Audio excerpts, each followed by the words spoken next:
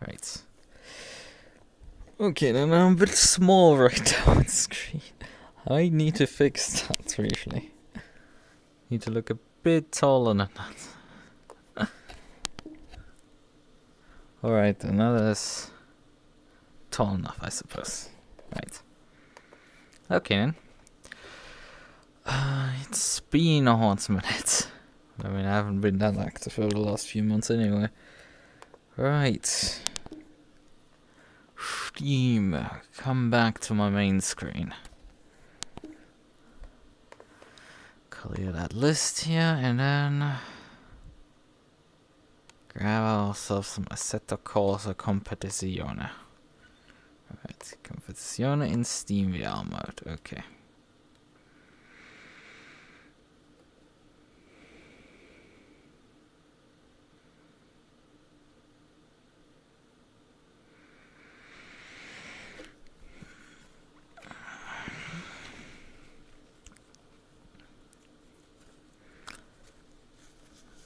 Oh yeah, and I need to grab the password as well still.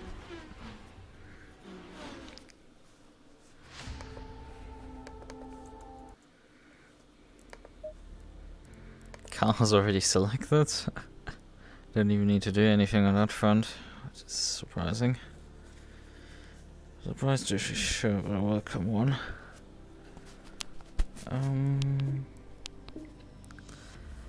Where do I have... Yeah, password is here, right. I should find them if I just search for broken. Shouldn't I? Let's see. Also, I need to fix my Discord audio. Yep, that's their server, easy peasy lemon squeezy. Connect. So I didn't interrupt you. You can still talk. Feels a bit empty, this server. Or is this just me? No, the people are over there. It's just there were only 2 cars driving by when I joined. Yeah, we have some people here. That's for sure. A 51.4. How good is that?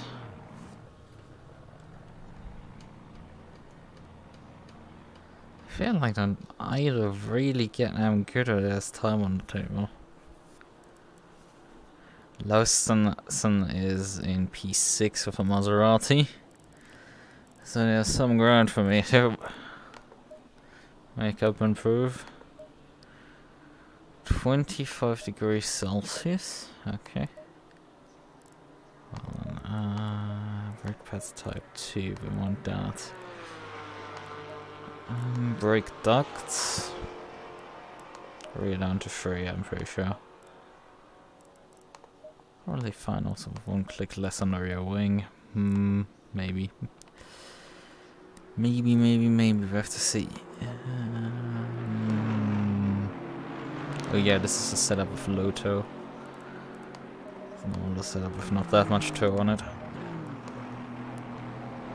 Pressures don't look too wrong. Maybe add about 0.3 on those. Right, we have a bit of time of adjusting anything and everything.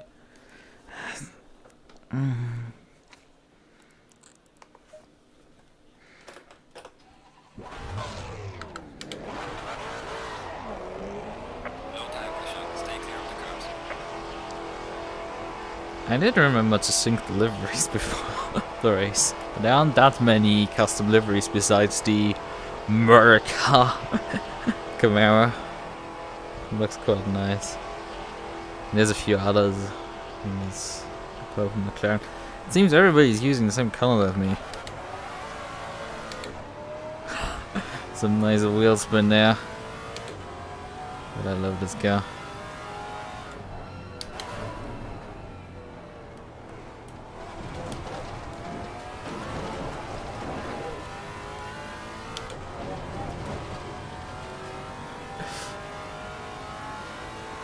First thing I do is eat a bunch of curb. Let's see.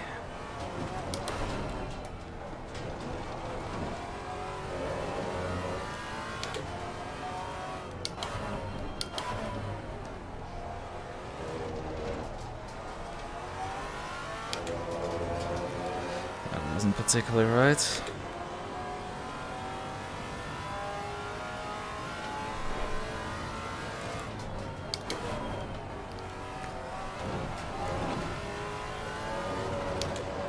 Ooh. You get that slight bit of wheel spin and just end up in a RPM limiter immediately.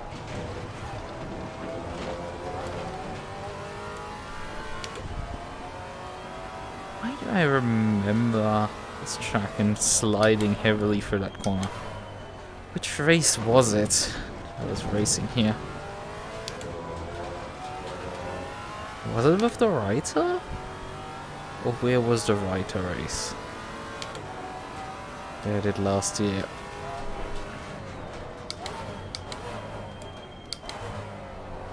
Because I don't think the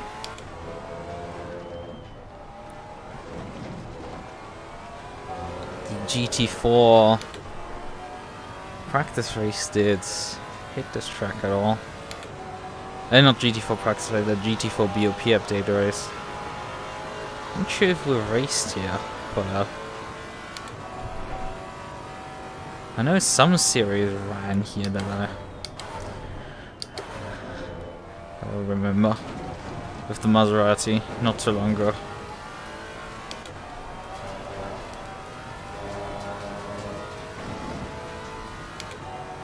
So I'm not too unfamiliar with this circuit.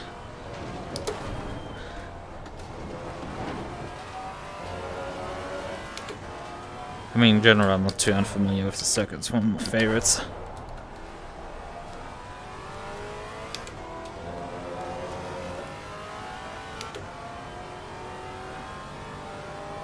Oh, the tires don't seem to be coming up to pressure. Guess I need a bit more.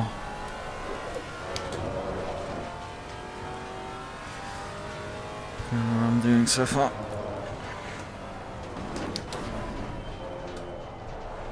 I think the pace probably also could use some. I mean, the lines feel decent. This felt like a good line, but I know that was probably not.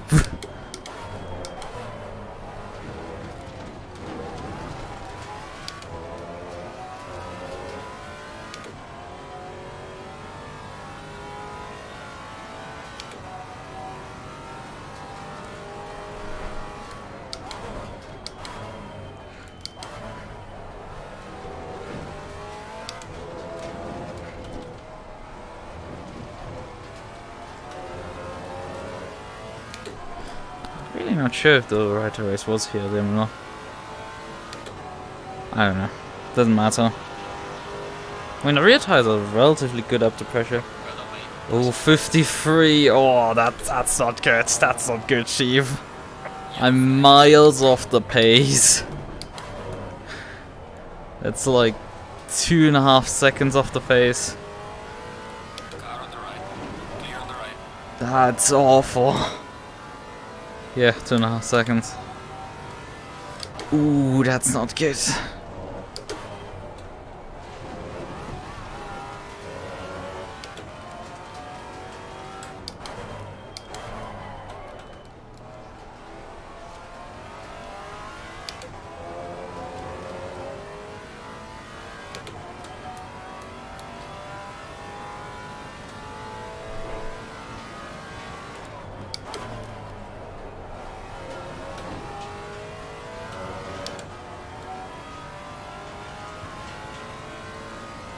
I am improving on this lap, but not enough. Gonna find probably like a second or so. Not like that, because I had a way better run there. Just half a second, that's not gonna cut it. I need a lot more time than this. Okay. Overcooked it completely. Way too fast into there. This is not good. For some reason, it's the only corner where I actually have some brake locking on. Okay, I have more corners where I have brake locking.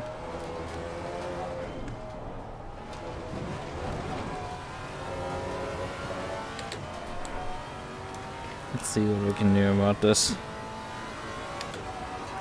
That's horrifying. And that also leaves me about 1.5 seconds adrift from the other Maserati driver, which is really embarrassing. It's like, I need to break the streak of people beating me, for fuck's sakes. It's my car, not theirs. Oh, come on! What the fuck with their wrong car? That you all of a sudden wanted to go completely cross-up through turn 1. Come on, that was unnecessary. Completely uncalled for.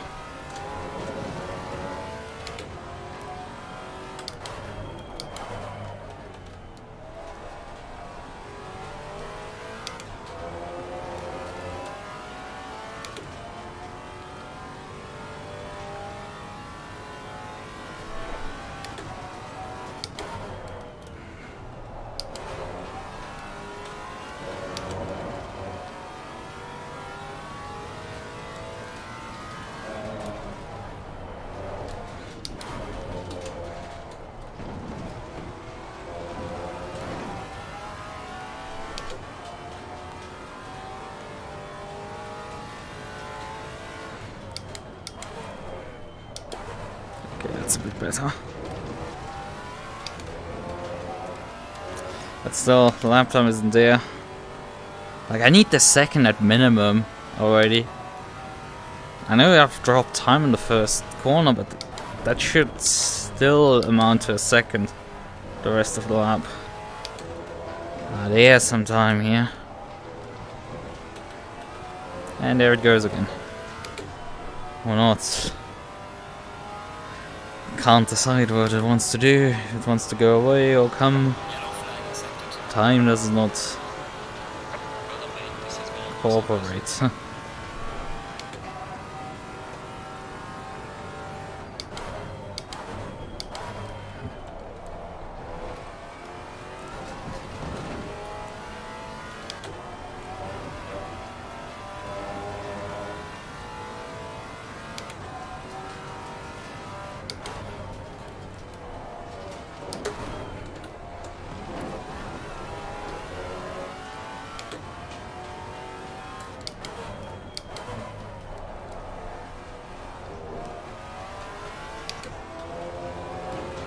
Slower and slower exits out of that corner, progressively.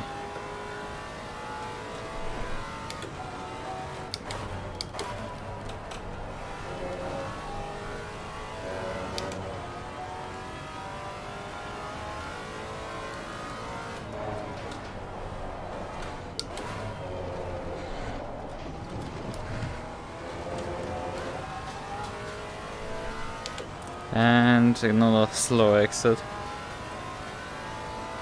Just not quite what I can afford.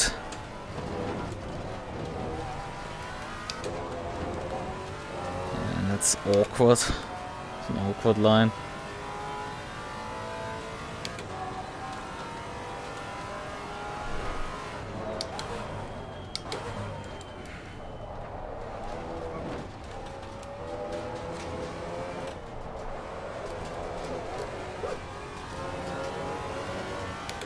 Completely crossed up for the final corner, still faster.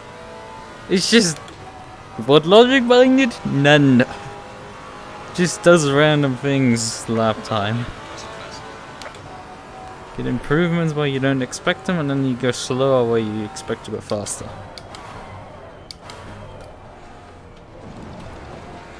Right on the edge of getting rear lock into that corner.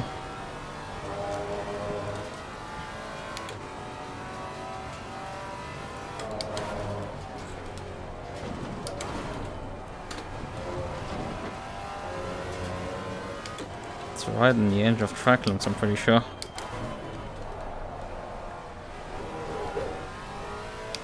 Oh, touch the curb there. And slow again. Yeah, you just progressively slower and slower for that corner is quite remarkable in its own right.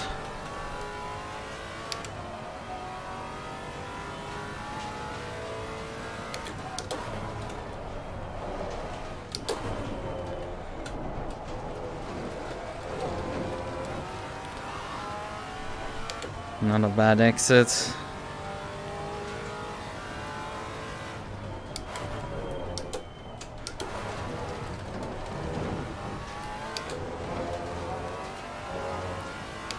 Another one. I just lose all the time on the exits. The car doesn't carry back out for some reason anymore.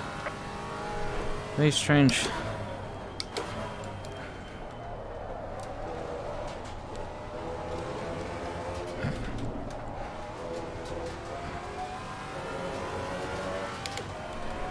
Alright, well, I still got 310 suddenly out of the lab. I don't know.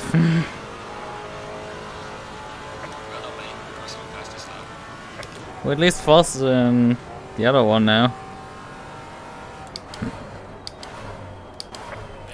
Although we still have about 8 tenths to climb for provisional pole. Practice session, so. Well, this was not the right angle. Pretty sure I need a bit more pressure into my front tires.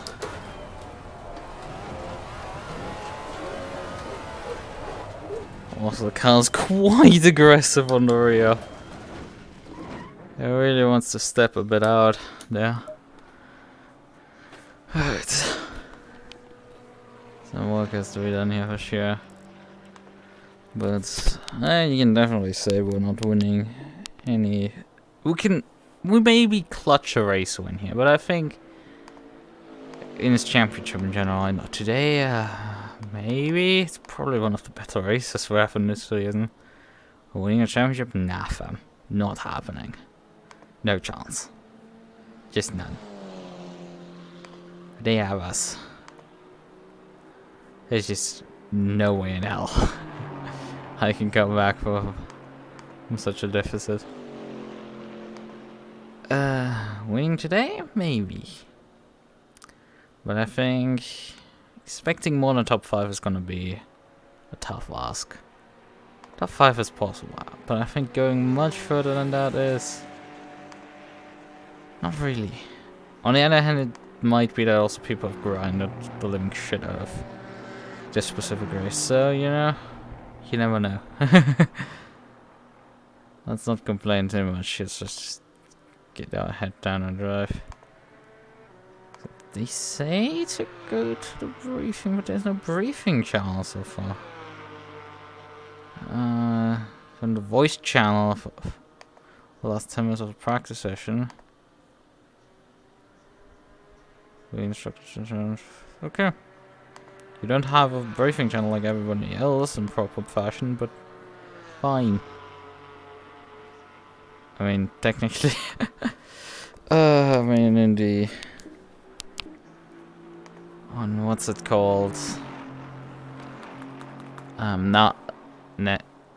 Nazar's. We don't have a briefing channel either. We have a briefing channel, but it's a normal voice channel. I mean, people can actually talk back technically to us, but we don't mind that.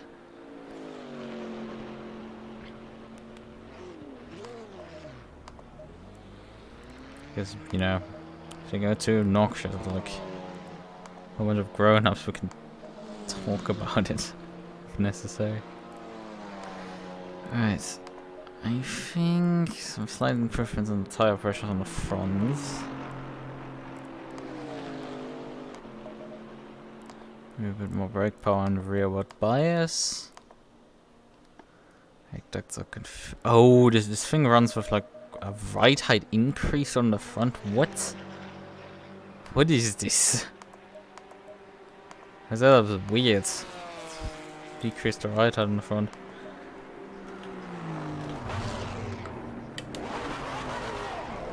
Not sure that's gonna help me really, but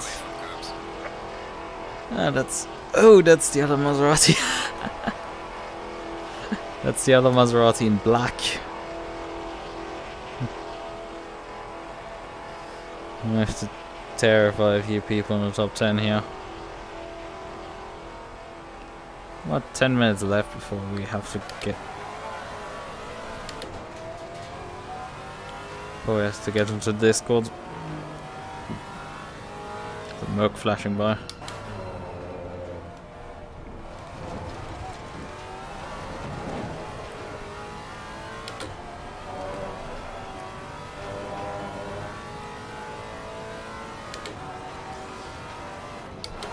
Maybe I do need to go back up to 5 wing to keep the car under control.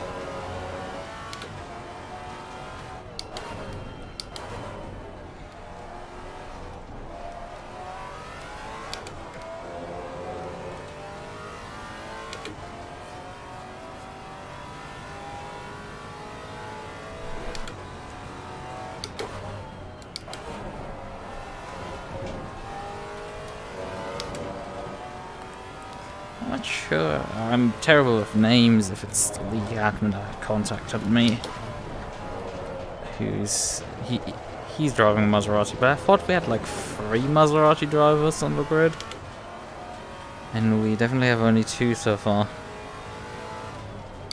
With Lichten being very competitive towards me.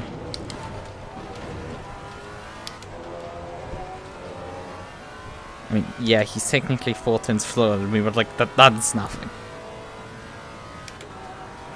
Well, moving in 10 minutes, yep. I'm already aware of that. I have half a degree of self-awareness. Half a degree.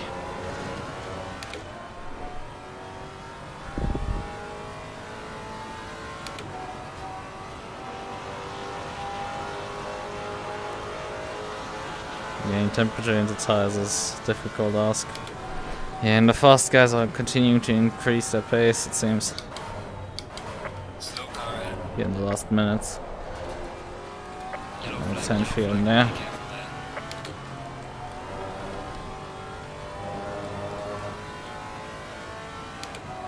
careful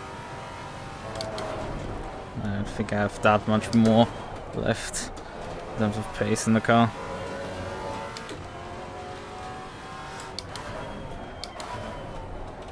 First we need to get our tires up to temp.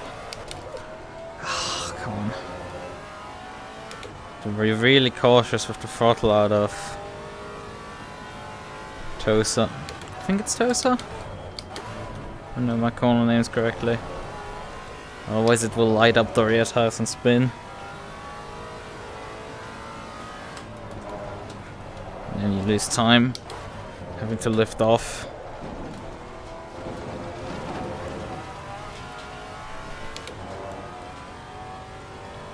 There's a reason other cars have traction control.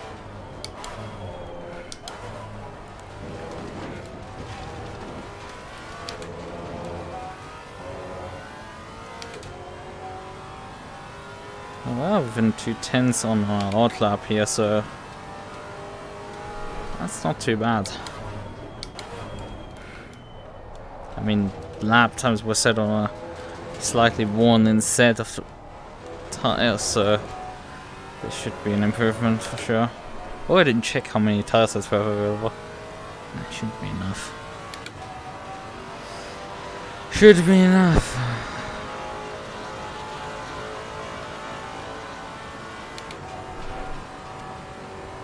Yellow flag in sector 2. Yellow flag ahead, be careful.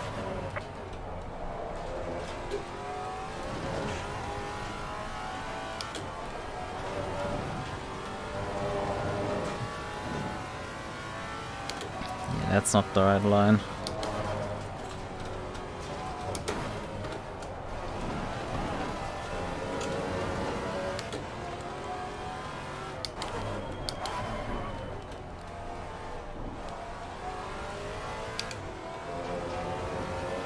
Nope, still none of the time that I've lost every single time in that corner gotten back to me.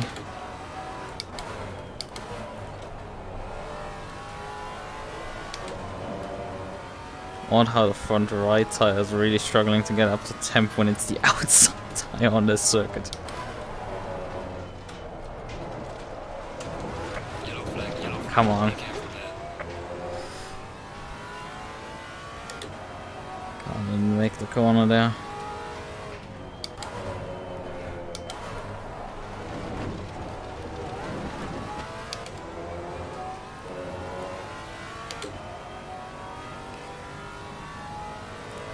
Tire pressures are a bit of an annoyance, a mild one at that. Not convenient. Times she really behaved very well. Times it's just like, if you really want to go fast, you don't want to slide too much. It's very easy to slide a bit too much.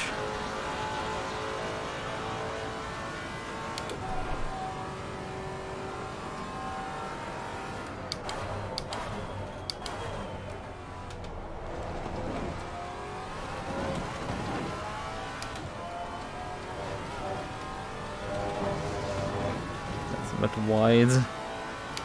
Again, bad line. Aqua Minerali.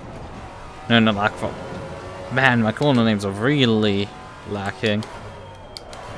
It's not Aqua. Aqua's the downhill corner.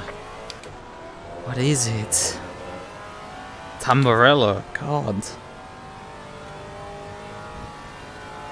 Brain, why are you sometimes not functional?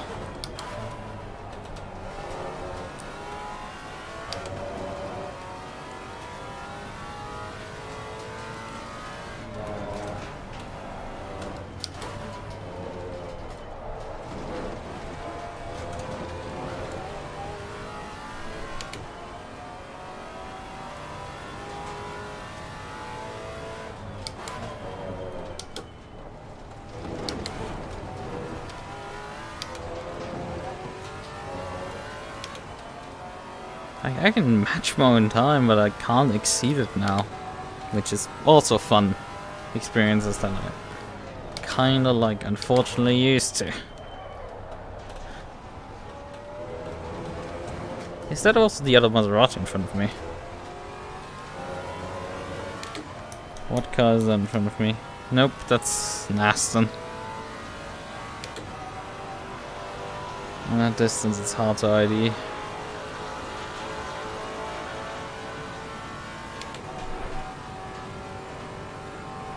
Front right is not up to pressure at all.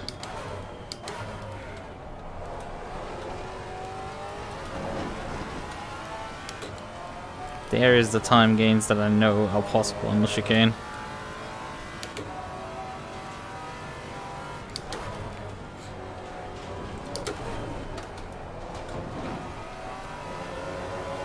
I'll let some time here on the exit again.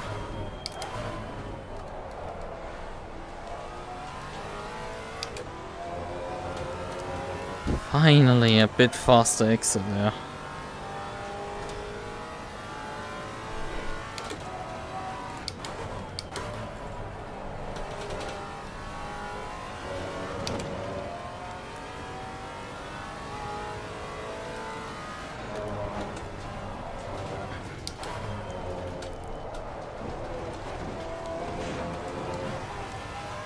Interesting how I gained back the time through Aqua there. I lost it in the previous corner and then just got sent back to me.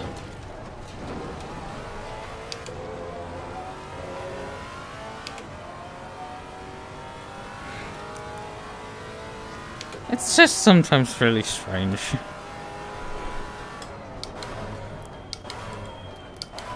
How I make lap times. It just doesn't add up for me. Sometimes it does, sometimes it just really doesn't.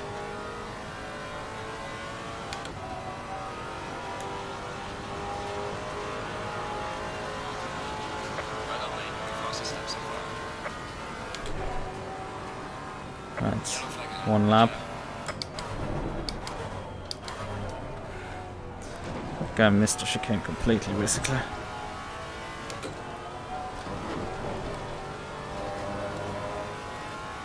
Eating that inside curb is not useful.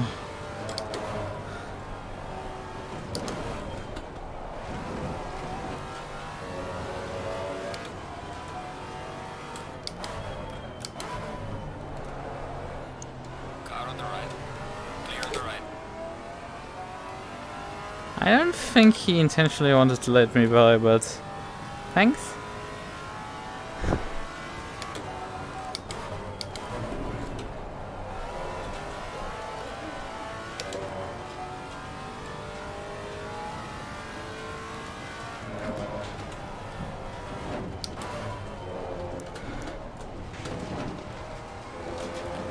not as good of an exit here out of Aqua.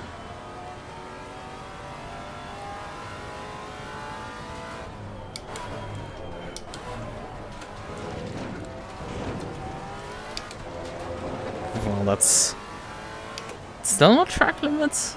I'm amazed that this game lets me get away with today.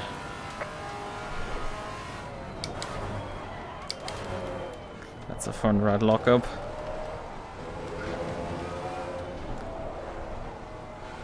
That's a front right overshoot.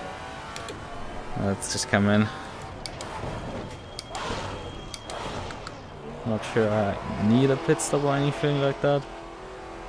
I'm just here to practice a bit. About to start? Yep.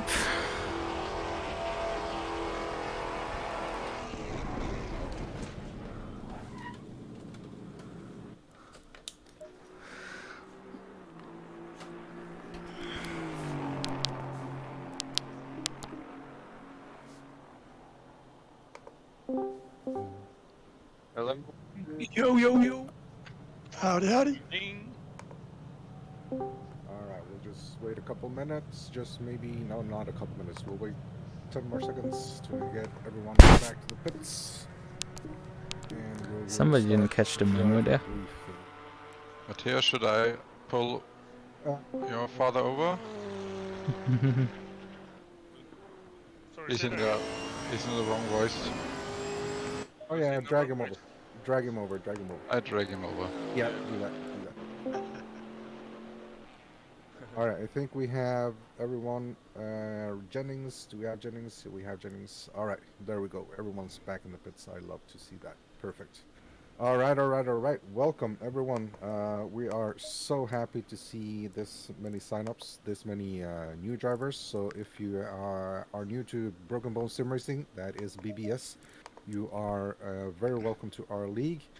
This is a fresh new year, fresh new league, GT4 Season 1, and we are super delighted and super glad and excited to have you with us. With that said, we have also a couple of returning drivers, so Happy New Year's to everyone. I hope everyone has had a very nice holiday season, a couple of weeks off, and now we're back.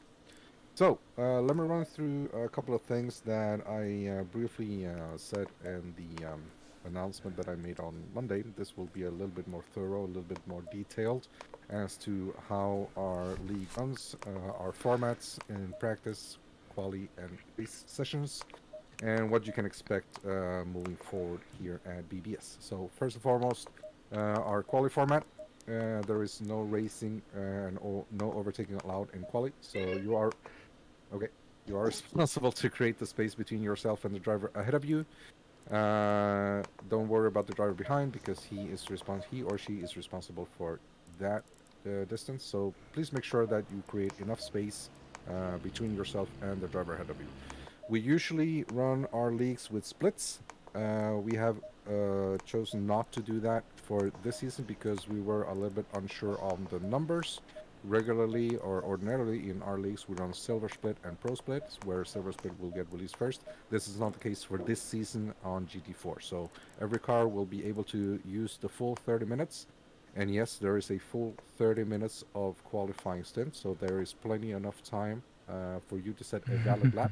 So especially important that there's no racing in qualifying. So let everyone do their laps as concentrated as you can, and try to maintain or create a space so that you don't run up each other's rear ends. So in quali, make sure you do that. If you invalidate your lap, of course, you can step aside. If you can do so safely, please also be careful of the rejoins and pulling aside abruptly if you have some drivers behind you. If we get blue flags in the race, so just stay predictable.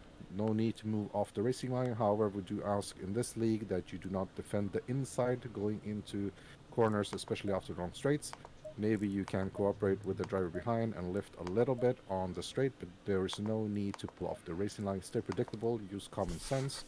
And if the driver overtaking is going for the inside line, please let him have the inside line, or her have the inside line, and you will avoid any incidents. reporting incidents. This league always does full review the first 2 laps. That means lap 1 and lap 2. Full incident review. We have the race control app running, and as I wrote in the announcement earlier, there could be some incidents that either don't register because they happen at the same time as other incidents, or they could be not car contacts but still incidents. So if so, please use the incident report form and report your incidents. Any incident happening from lap 3 onwards, you will need to report for reviewing. If any admin is involved in incidents and we are not absolved, we are also involved in incidents, that admin is not allowed to rule, so we ensure that it's impartial when it comes to stewarding. Oh, that is great. After the race, you have 24 hours to report your incidents. Any incident reported after what would then be what is days today? It's Wednesday. Any reports after Thursday will not be taken into account. So please make sure that you report your incidents during at latest tomorrow evening. Penalties on this league, we usually do penalties in a 5-second increment, which get added to your pit stop for the next race. Please be very aware that in this league, lap 1 incidents will get doubled. So if you are found to have caused a lap, responsible for causing a lap 1 incident, your penalty will be doubled. That would have been if it were another lap. So be especially careful with lap 1, turn 1, which is very dangerous on all tracks. Here on Imola, no different. But the full lap 1, please try to stay clean as clean as possible. If we have major incidents where we see half the grid get wiped out, we will do a race restart. So I repeat, if we have a clusterfuck incident, we will do a race restart. So we want everyone to enjoy their 45 minutes of race and do so as cleanly and as with so little damage as possible. Pit exits, we always repeat this. Pit exit, do not cross the solid pit exit line. There is a solid line here at Imola. Do not cross it once you are exiting the pits. Drivers that are crossing the start finish line, be very aware, have your spotter on, and if the spotter is telling you that driver is coming out of the pits, be very careful not to cross over the line so you don't meet each other and cause a nasty collision at high speeds. Apart from that, rejoins. If your car is off the track, if you get a warning that your lap is invalid, or you get a track warning or no time gain, that means you have been off the racing line, the race limits. Be very careful with the rejoins. Do not rejoin backwards to the track. Do not rejoin perpendicular to the track. Try to rejoin in the race direction. And if you have to wait because of traffic, you have to wait. We take rejoins, unsafe rejoins, very seriously in this league. We do not want to see any bad rejoins, please. Yes. And I'm talking especially to admins on that one.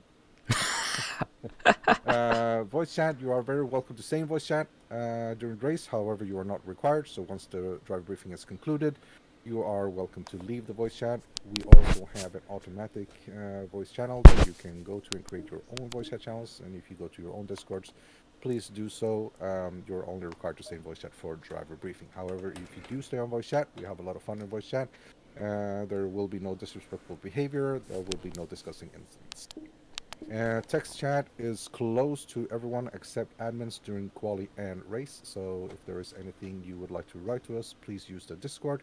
Do not use the in-game chat. That is only open for admins during race and quali. After the race, please do not hit other cars. Some of us are on direct drive wheels. It may come as a nasty surprise. Either perform a full cooldown lap safely or pull aside safely and return to garage. And once the race is complete, and if you find yourself in a voice chat, please wait to start talking or celebrating or making a big fuss until all drivers have crossed the finish line. We want all drivers to be able to concentrate until they cross the finish line. Now we have a very stacked grid here. I'm very happy to see we are 26 drivers on the grid. So that means we are all going to have someone to fight against, and let's keep it clean. 1.5 minutes to go. Any final questions? Then you have 1 minute to issue them now. If not, have a great race. Good luck to everyone, and we'll see you out on track. You may go back on track for the final map. Good luck, everyone. Good luck, good luck. Right. Okay then. I don't know why turkeys, but turkey.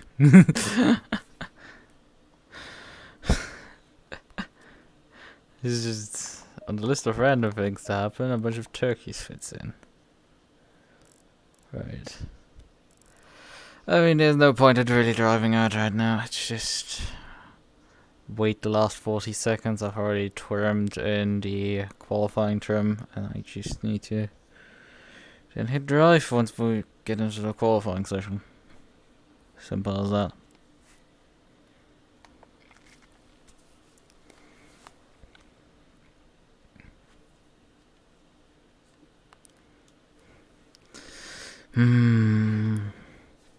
Yeah, I mean, there's a couple of very fast guys down the front with Poe, Mills, Bogdanovic, and Van de Katzbeck. Van de Katzbeck.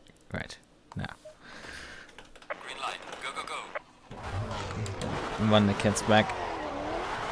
Low tire pressure. Somebody didn't switch their pit limits on. No, they are there. They just they got out-rendered due to my cal count limit. I see. I mean, for once I'm one of the first ones rolling out of the pits, but it's just I can totally afford it.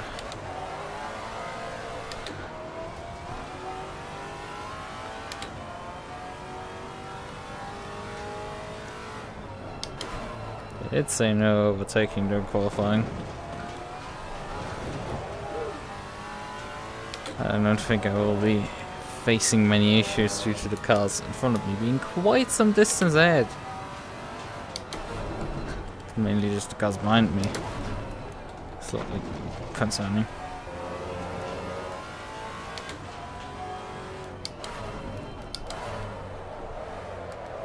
My arch nemesis, the Alpine.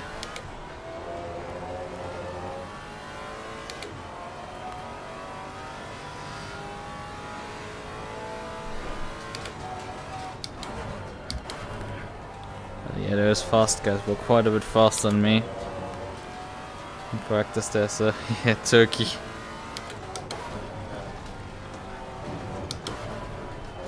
Yeah, it's not Thanksgiving anymore.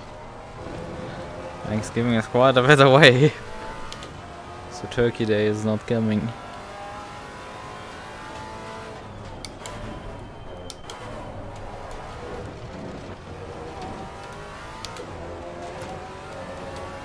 So this is a bit irritating. I mean, we're driving here also an Italian car on an Italian track, so I don't think Italian is particularly known for turkeys.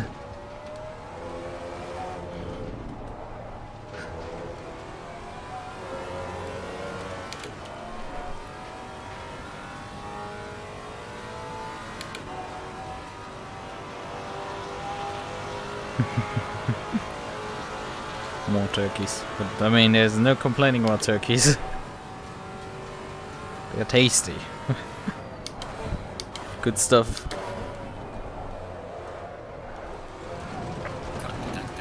Well, that didn't work quite well. Ooh. Minor bit of wheel spin. Oh, blue flag there.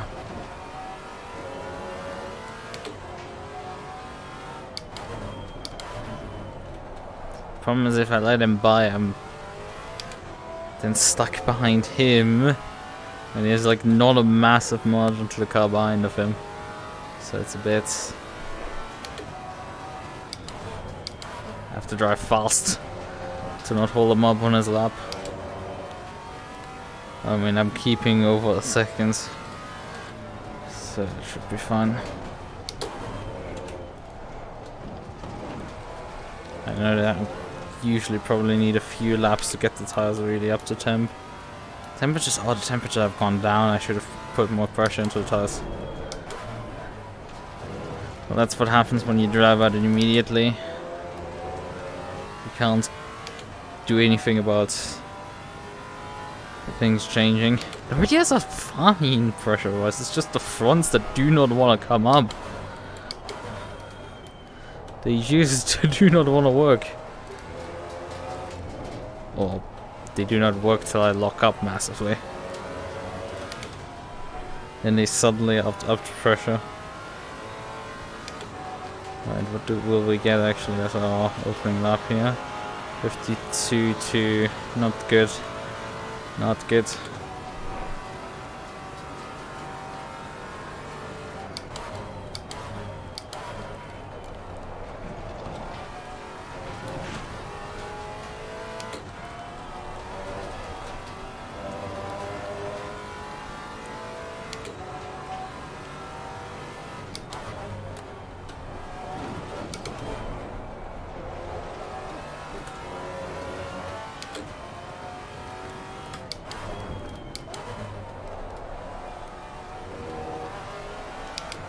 Slow car ahead.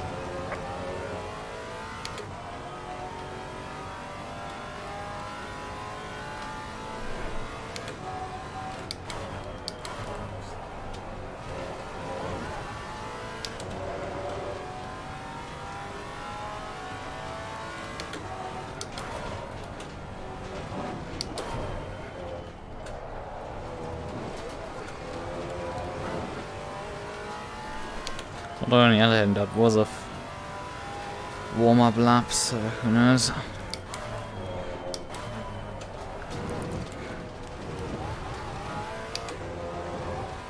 It seems that... yeah, my fronts are now actually up to pressure, so this is doing fine, I suppose. Yellow flag in sector 1. That's a vaguely awkward place to let someone by. But I appreciate the initiative. Technically didn't need to, I was far enough ahead.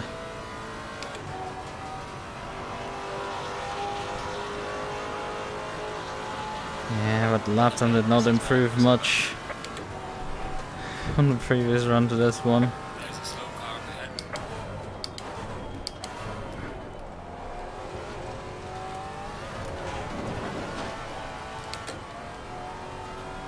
It's a bit much bounce over the curb, which slows you down too much. All the time spent in the air is time you're not accelerating on the ground.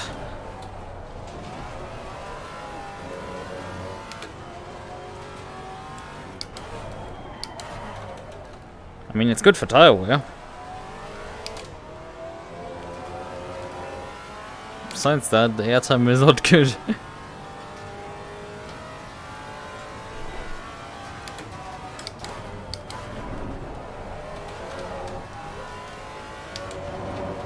Slow exit because I fed the throttle too early. Which meant I had to lift.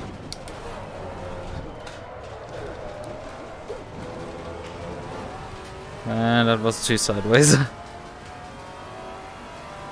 flag in sector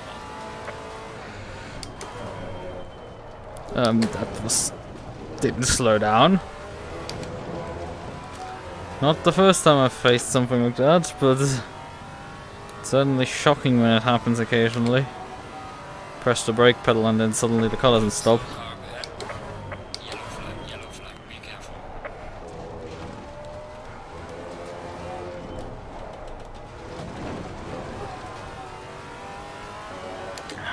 Not good. These lap times are just really not good enough. Lichten is actually going faster right now than me. It's really strange. In the previous session I had better lap times than this.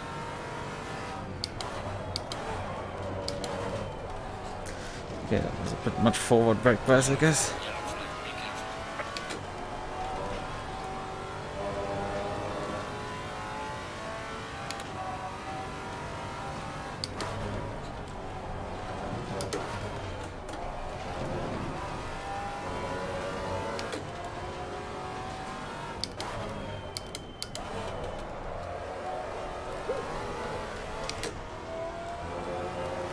A lot of oversteer there.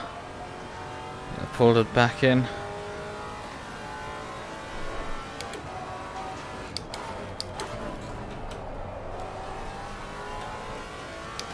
this time around I wasn't enough on the throttle. There's a slow car ahead. Finding the balance is really difficult on that corner. That's better.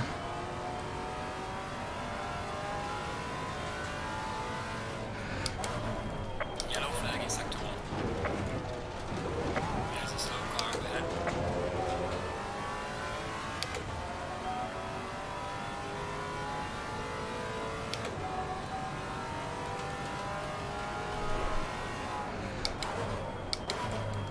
Oh, fuck.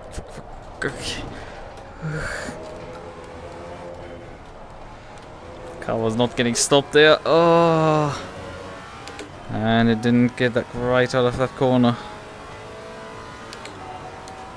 Some places the brake pass is a bit too forward.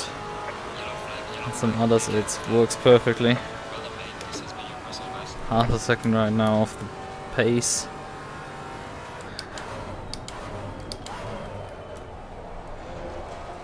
That's a bit fast into turn 1. Ooh, how much oversteer there is. There's a slow car ahead. She do be a wild one at times.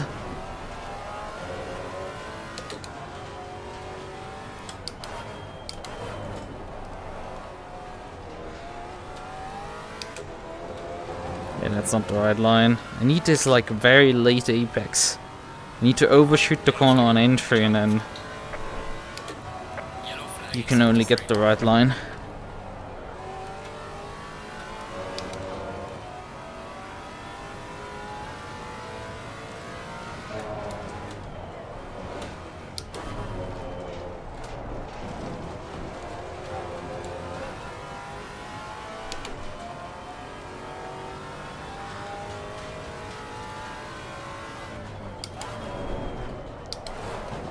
Ooh. Rear and oversteer again into that chicane despite moving the brake bars back forwards. Just a very nasty corner, that one.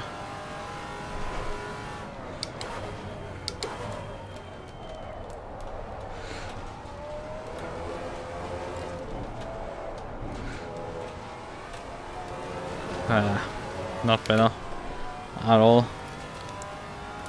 On my lap, I would say. And we come in, put a fresh set of tires on, and then try again.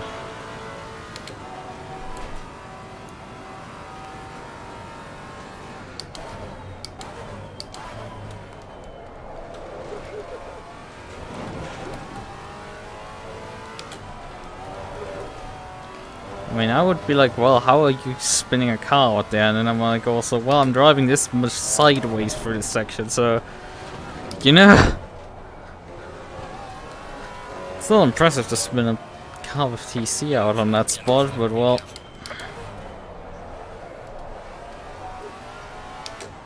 I'm nearly doing it with a non-TC car, so. You know. Yeah, I don't think this is gonna improve. Car's going south very quickly here.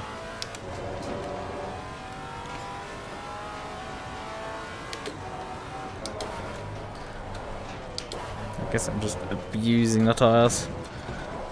Yeah, that's completely off the road. Yellow Let's flag. pull over. Careful there. Get out of FIFA's way.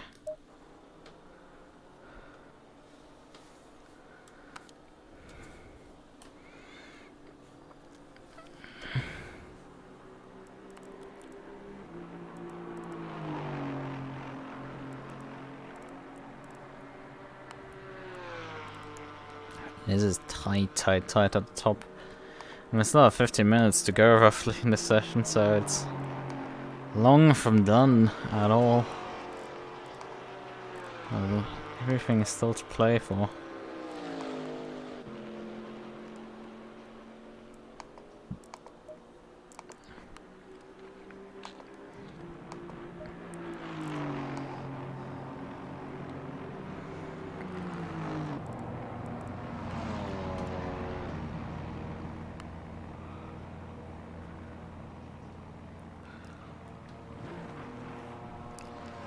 Do I wanna do some sort of changes? Do I just wanna roll back out and run again?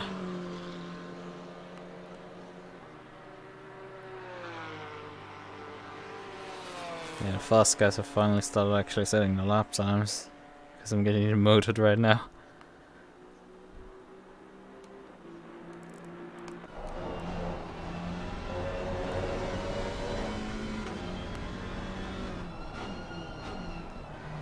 These pesky Alpines, they're always so goddamn good. It's impressive how far Poe can get with the MUQU. I guess it's the BOP is not too terrible here. McLaren is always a pretty solid car.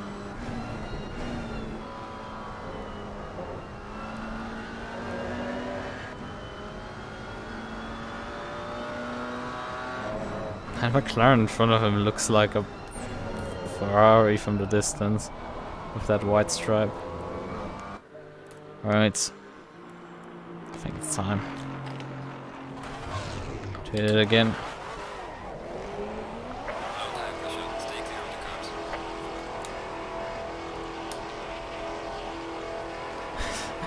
curbs. Lichten is following me out. Interesting.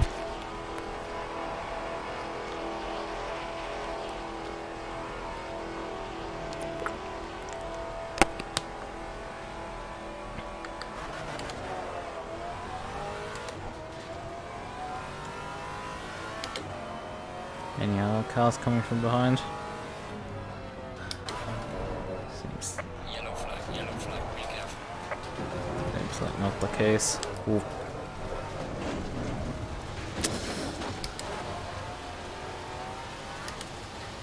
And then, like a complete novice, I further counter the kitty litter. There's a fast charging Alpine coming.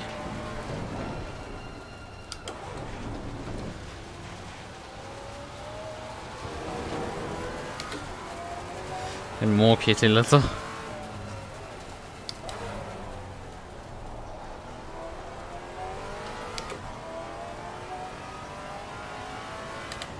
Yellow flag in sector 1. More fast car aligned.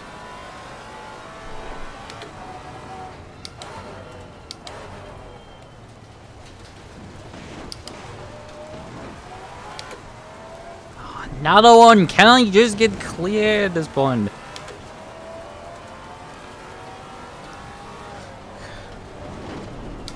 Oh, he's driving Golf livery. I prefer the fake Ferrari over that. I think it looks fake Ferrari because it looks very similar to the design that I had on the NMR Ferrari for the Own It 24 Hours of Indy. That livery looks... utilizes basically a black bar at the back of the car. Well, he's missing his corner.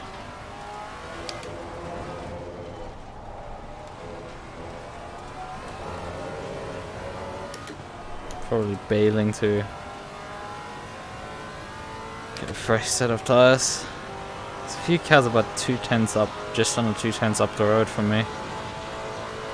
Yellow flag ahead. Watch out in front. Seems everybody's right now pulling over, but I need to first get the tires up to temps. And well, get actually brakes to work. Because they really didn't want to work on that occasion. Yellow flag, be careful there. Ironic that this has happened now on both qualifying runs.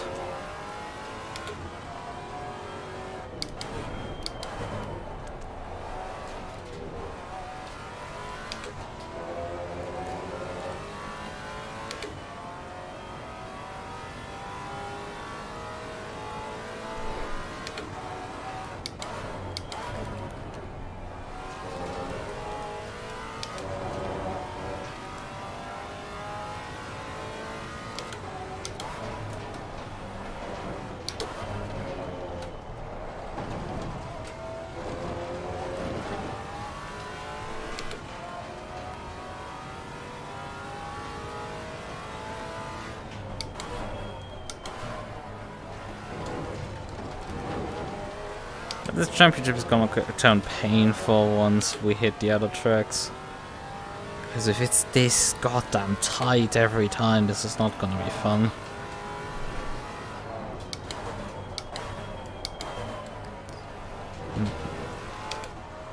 Felt like I'm gonna hit into like a smaller community who's not gonna be filled with people on absolutely cranked cook.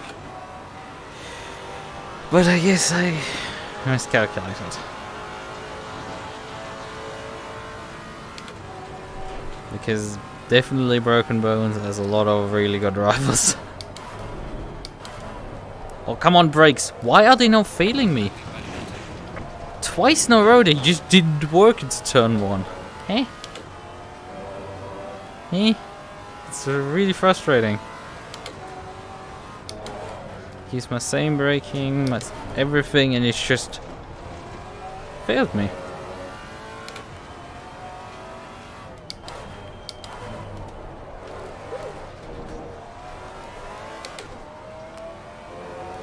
Twice. It's quite annoying.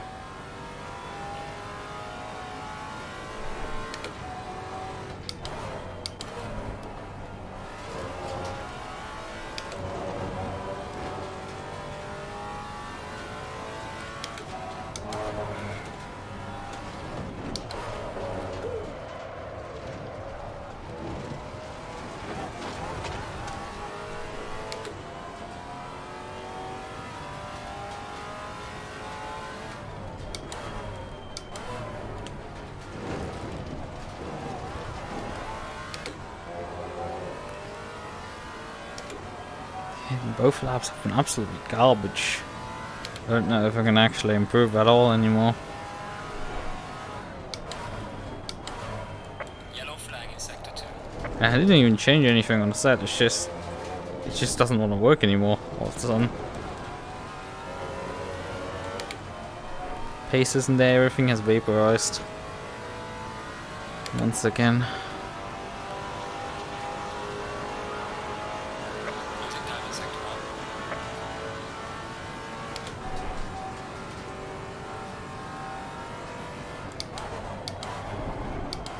Okay, that's a front lock. Ah! Oversteer. I didn't understeer, like, come on, car! I mean, it didn't matter too much anymore because the lap was anyway invalidated. It's the stint of invalidated laps because turn 1 gets me constantly.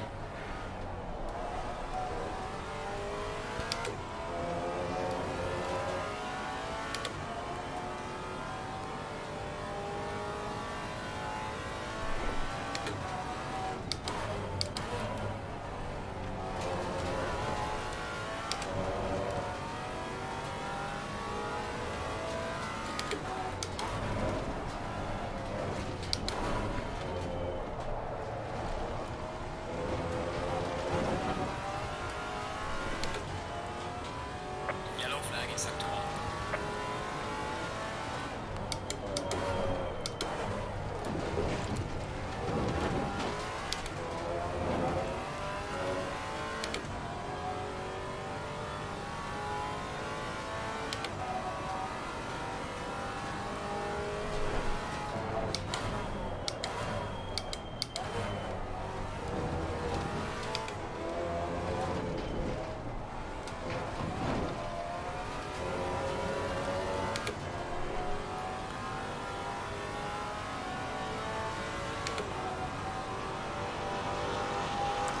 Yeah, my front right has not come up with pressure at all this time around again. Last time it did. This time it didn't. Why? No one knows.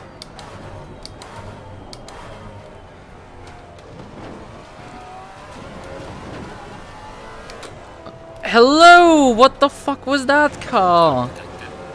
Come on! Lights the rear tire up for no reason. Like, it just doesn't want me to put another lap in. It's finding every single way to stop me on the first corner. But give him some wheel spin. My laptops are shit. I can't improve anymore, I'm pretty sure at this point.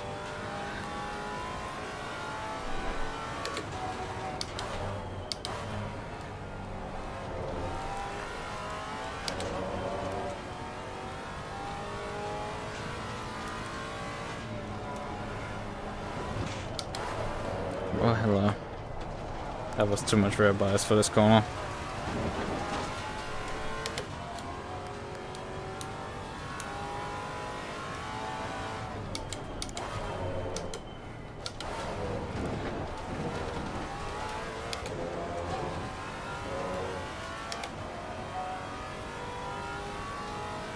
I just need like a small improvement and I can get in position, but it's like that's just not gonna happen, it seems to us.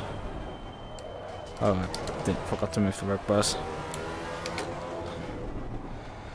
With that corner, you definitely want a certain brake bus.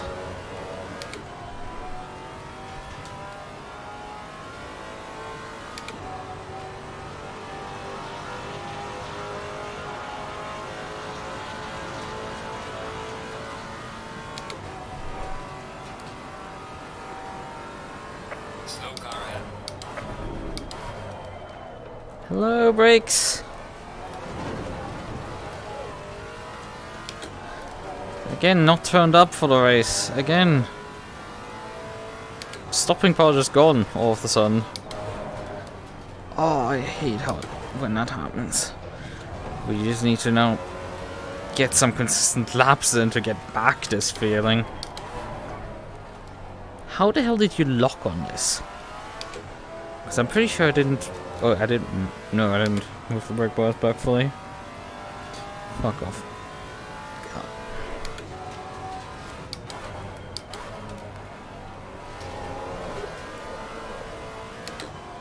Nope, that's not how you take that corner either, girl. Could you kindly... Whoa, what the fucking hell are you doing? Shitbox. Just completely unsettled itself and fucking threw itself into the fields. Like, come on!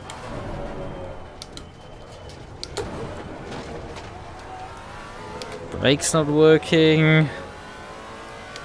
This is a goddamn cursed tire set. This thing just doesn't want to work here. At all of a sudden. Hope that isn't like predicting how this race will go. Oh, I've been demoted to... God damn it! And it is by the fucking Maserati guy, so I have to actually put a lap in.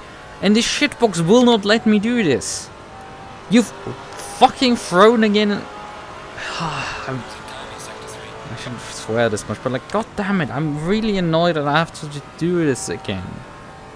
But where I'm getting again shown up by someone else. I'm just tired of it.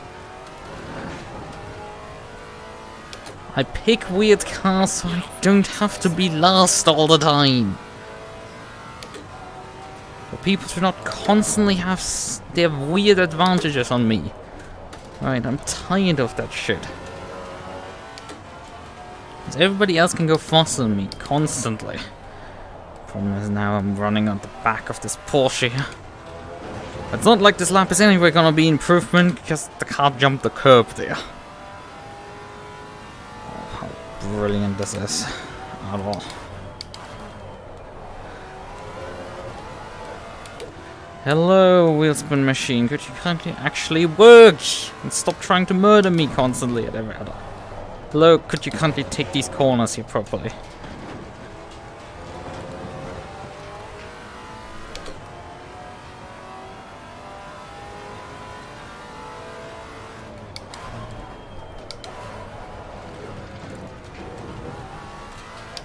Well, there's time actually to be gained on the chicane here. I see. Right. Have time briefly. Let's give these guys some space.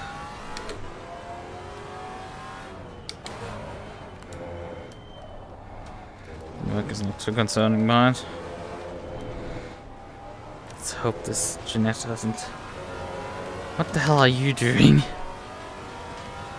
Oh, this Jeanette has gone now. This means just Porsche.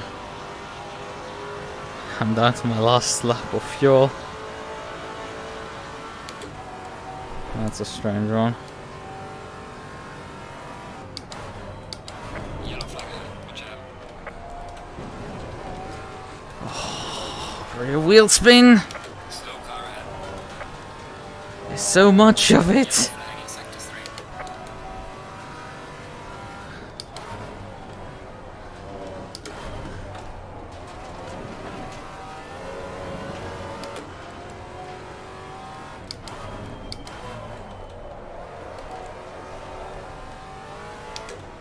Ah, terrible exit there. Despite me having the right line, it didn't carry the momentum of all the oversteer. Ah, I didn't turn. And then it turns way too much on the exit. I have to feed the throttle with like so much care. Oh, this is gonna be so messed up. There's no chance in hell I'm gonna get that position back. God damn it, I'm gonna be punished again. I'm tired of people beating me constantly in my cars. I'm just tired of it. It's kept happening at the end of last year and I'm just like, I'm over it immediately. Right, people beat me already in other cars, they just can't stop beating me in mine. Maserati is mine. And anyone else's pleasure to use. Yellow Right. flag ahead. Watch out. Lap time shit. And I lost another position before the end. Like fucking hell. And the aliens have improved even further. Like what is this shit?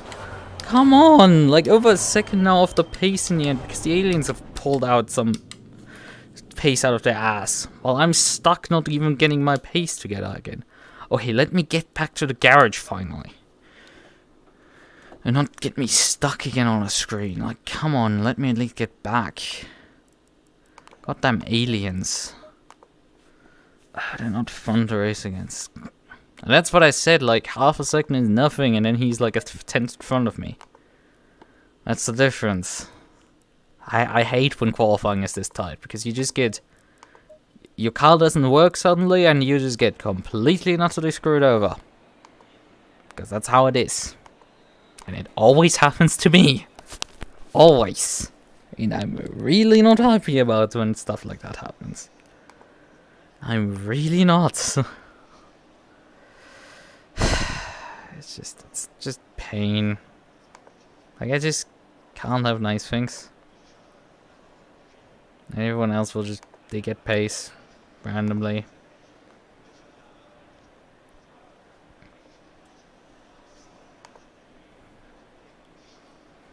It's February 18th. It's like a month away. Come on, we have time. You have to ping people with it.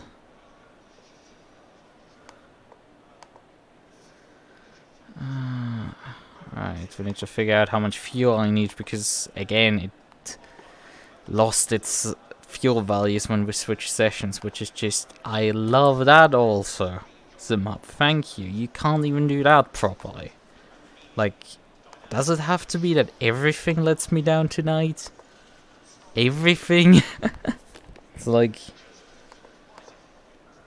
I'm so close, but yet so far, and yeah, nothing matters. Right. Lap times in the 50s. +1. Memory store. 45 minutes. Oh, wait. 45 minutes divided by memory recall. That's 25 laps. Make that 27 times 2.3. And that's 62 liters. Right. Yes. Oh yeah, we have a mandatory pit stop for tires, and we can refuel in it. So, you know.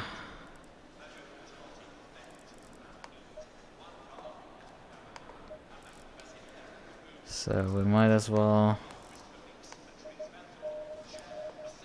So I didn't even need to like run particularly detailed fuel calc. I just needed to run some to get a vague idea how much fuel I need. Because my onboard fuel calculator will fix the rest. Right. This is an advantage for me, obviously, a pit stop for tires. Because, well, actually, where were the good sectors for us? My fastest sectors were my fastest laps. Lautson's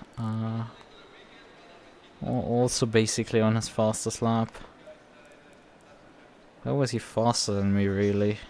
I was faster for sector 1. I was faster for sector 2. He's massively faster than me for sector 3. Huh? What? That makes absolutely no goddamn sense. How the hell is he faster than me? And that was a really fast sector 3 that I ran there on my fastest lap. But he's consistently faster than me. He's as fast as in my fastest time in sector 3 consistently. It's like, what is going on there? Why am I faster than him in all other sectors except the third one? That makes even less sense. Right? Why am I beating this guy by miles through the first 2 sectors? With ease. But the third sector is just like he runs circles around me. That's so strange. That's just really, really strange stuff.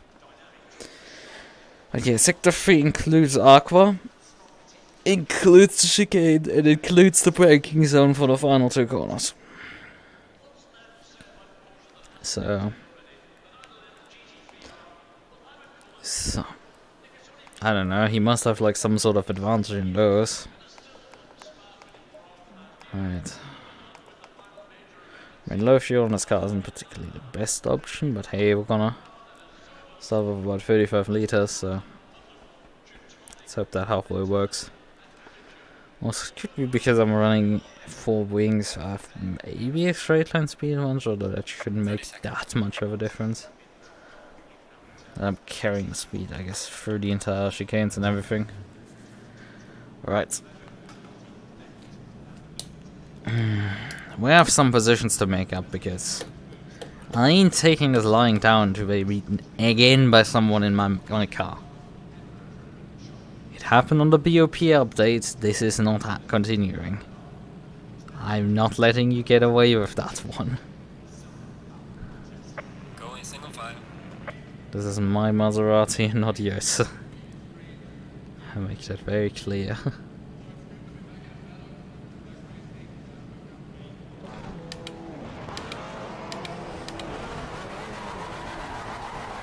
No time pressure. Stay clear of the curves.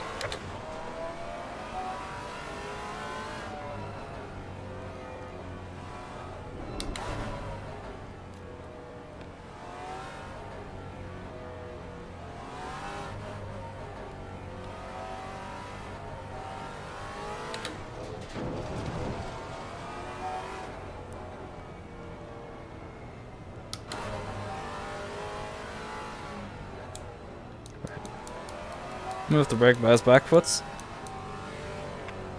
Start the brake warming. In these tall temperatures, you need some heat in those brake discs. Mobius.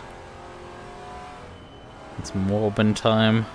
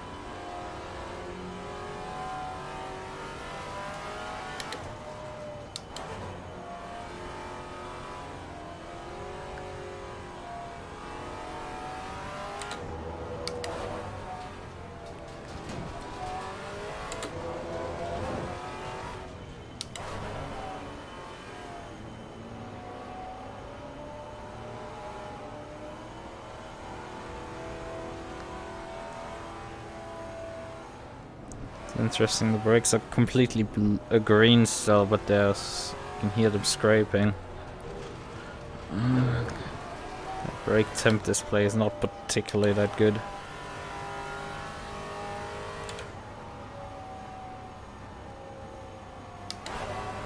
Going double five.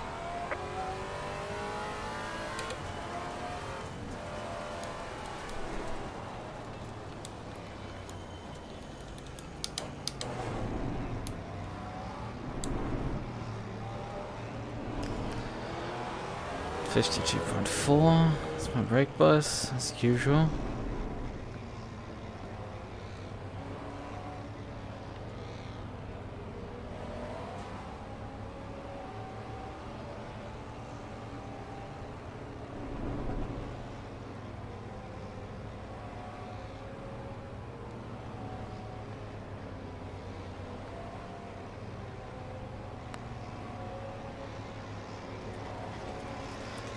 Long haul down the straightaway.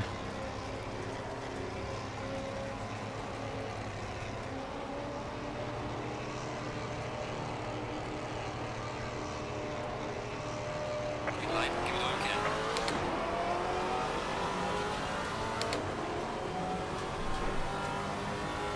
Car on the left. Clear on the left. Car on the left. Boxed in here a bit.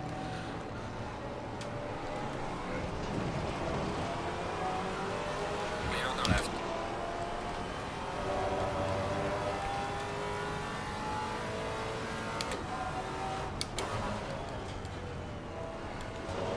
Car on the right.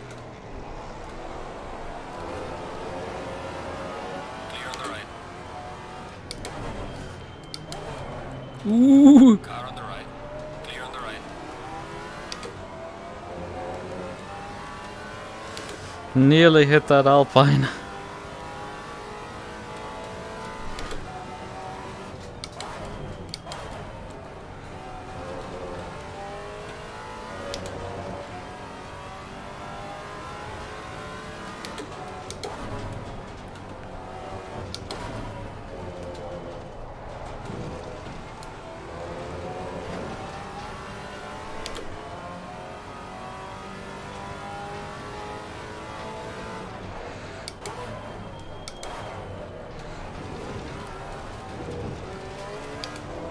Fucked myself now twice over. I screwed up myself over twice now with the Alpine.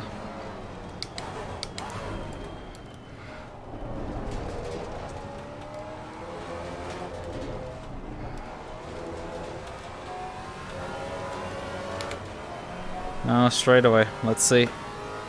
Although I have to brake very early for turn 1, so... Ah, he has good straight line. I'm barely getting alongside, and not even really that.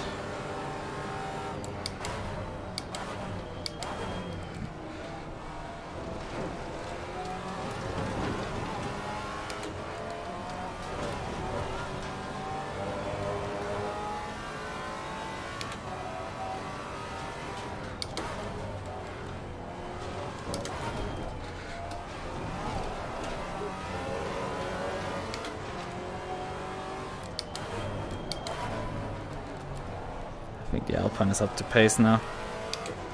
That wasn't a good exit. Well, the other Maserati has completely dropped off the face of the earth. He must have had some incident. He was still behind me when we headed up to the top of the hill. Prior to Aqua, but didn't pay attention to my rearview mirrors, but after that, I don't know what happened.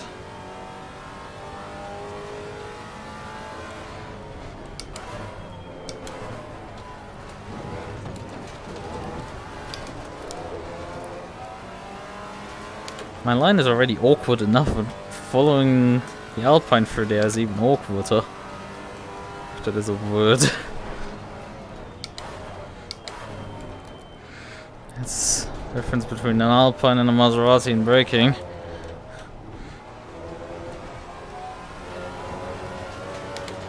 decent slipstream from the Aston in front. Not expecting Radeon to make anything. Well done, mate. Personal fastest lap. And front tire is not really coming up to pressure at all.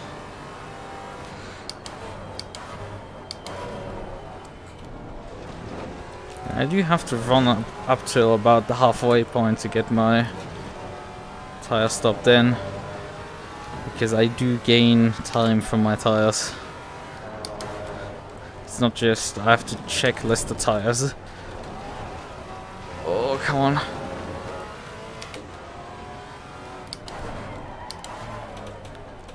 Like other cars, you can totally just take the tires in the beginning and get out of the traffic. It makes not much of a difference, but with the Maserati you do need to use those tires. They did it great.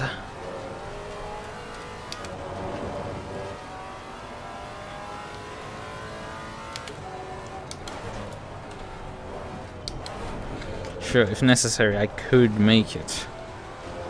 It's just, you know, for the ideal race time, you're probably better off just enduring the traffic, I suppose.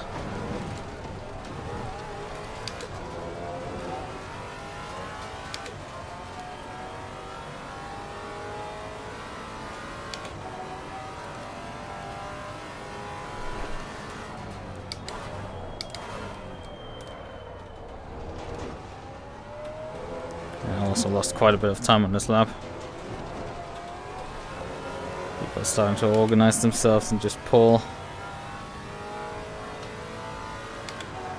I have a feeling I might end just in a no man's land here. Those two in front of me are a bit too fast. Fastest lap so far. Guys behind me definitely aren't fast enough, so it's...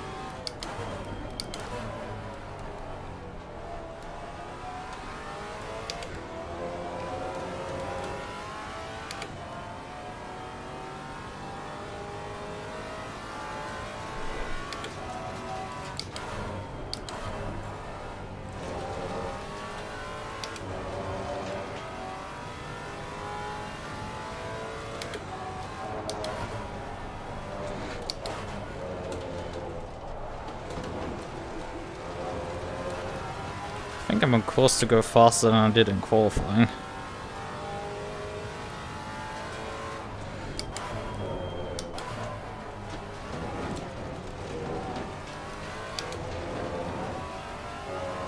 Or not.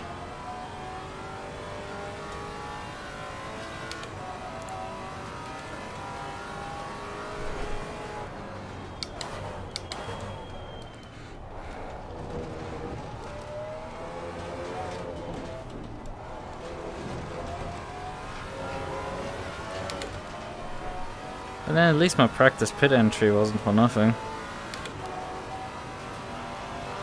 Serve the point. Well done, mate. Personal best.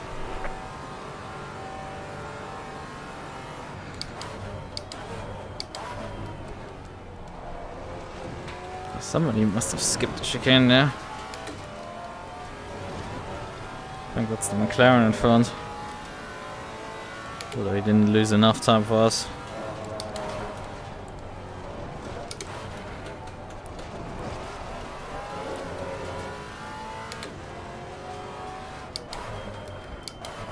Well, the Aston is quite wide there.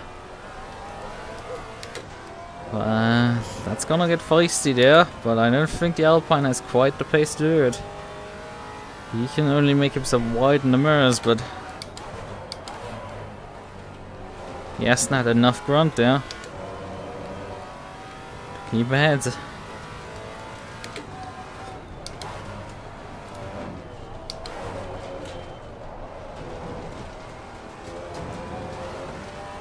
That Porsche is not for position. That is a lapped car. Already so early on in the race. Although, I mean, we'd never know. Oh, there's... Hello, McLaren. Could you kindly stay on the left-hand side of the road? Thank you very much. He has not had a good lap here.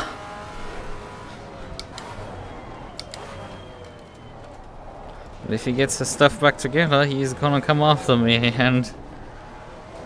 Well... He's fast. Yeah, he's right behind me, about just under a second. It's gonna get interesting if he gets his stuff together and stops flying off the circuit in one way or the other. Oh, that's a bit fast. Oh, it gets stopped. Ooh.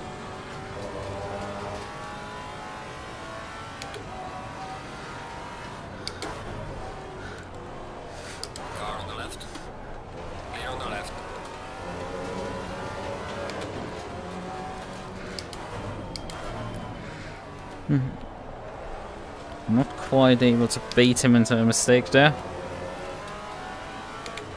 That Porsche was not particularly working well. Let's let the people by. Oh wait, there's multiple guys behind, and I'm sitting on the apex of the corner. Big brain moves there. Yellow flag in sector 1.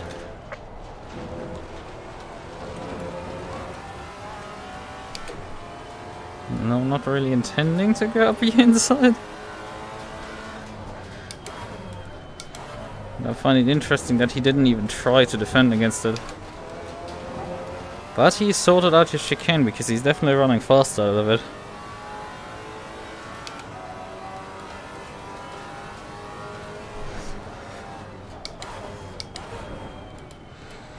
And I'm still very slow into this corner.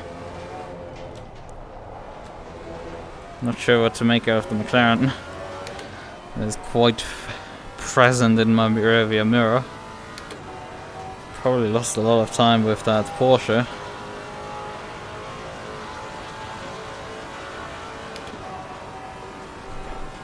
And there's another car coming out of the pits.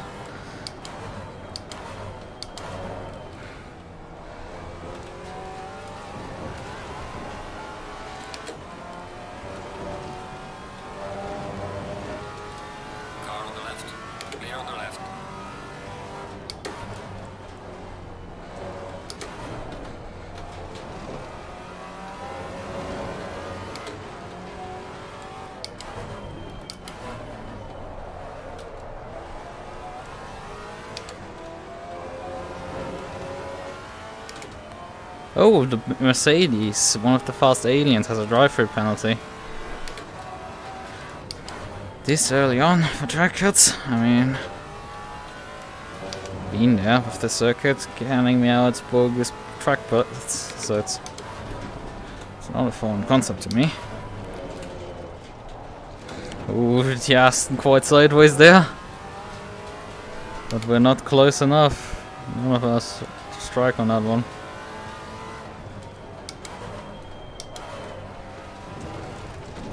Oh, but he was sideways there again.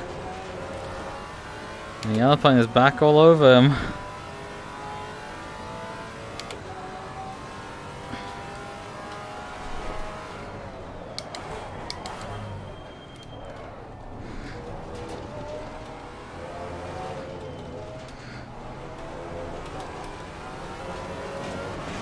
Ah, bounced off the rev limiter there.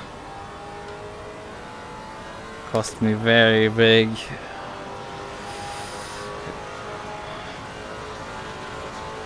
Otherwise this would have gotten interesting, although he's getting a really good toe down the straight.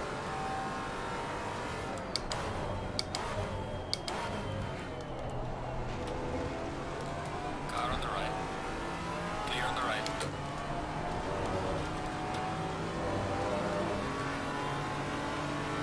Car on the right.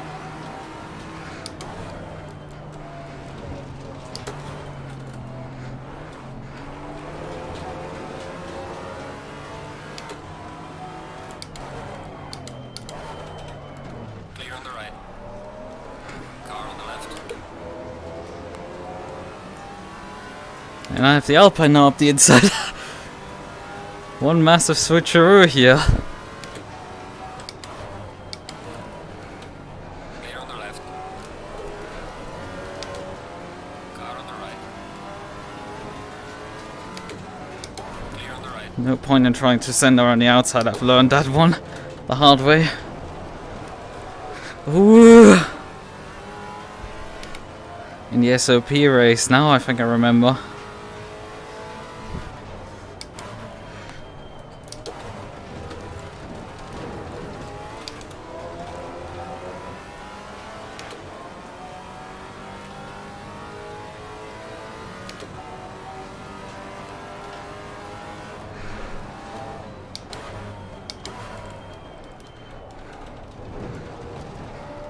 The McLaren completely missed us braking there.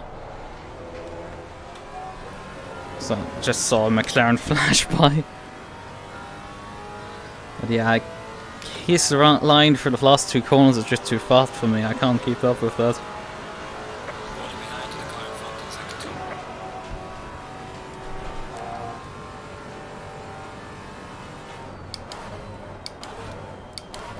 I mean, I stronged up my way by, yes, for sure. I would say it's still a relatively fair game. Well, he did give me a lot of room on the outside. Wasn't too nice for me.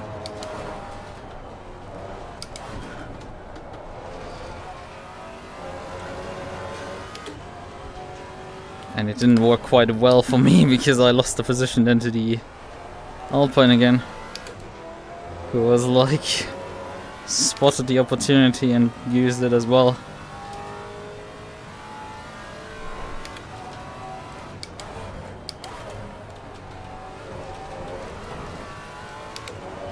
Really depends on who's gonna call the undercut and who pulls off the better pit stop here.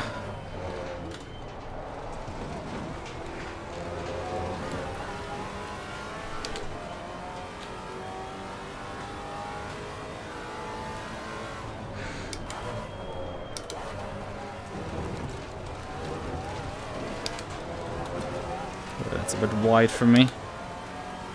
Well, it's just an invalidated lap. Acceptable.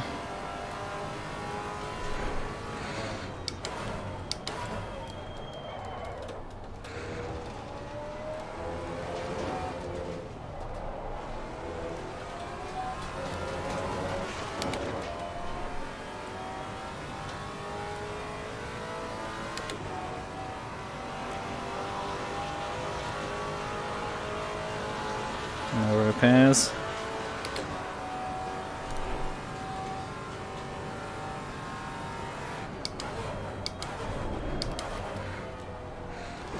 That's a bit wrong, the line from the Alpine there.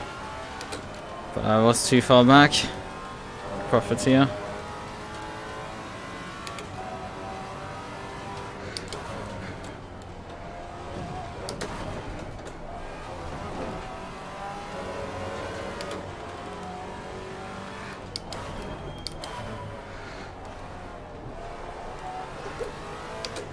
Oh, he was out of shape there. Car on the right.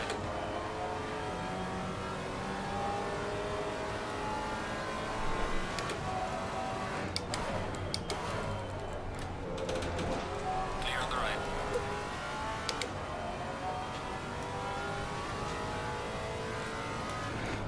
And I'm by the Alpine.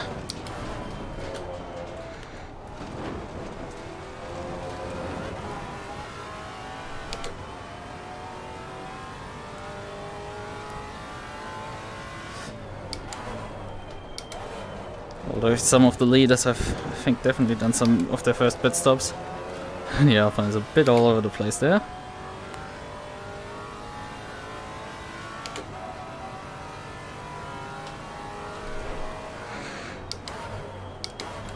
But we aren't halfway yet. How far are we into this race anyway? Because I haven't had really time to check anything. I mean, I have under 5 laps of fuel remaining, so I need to pit sometime soon. I was about to say, yeah, 26 minutes. We're just a few minutes away from halfway.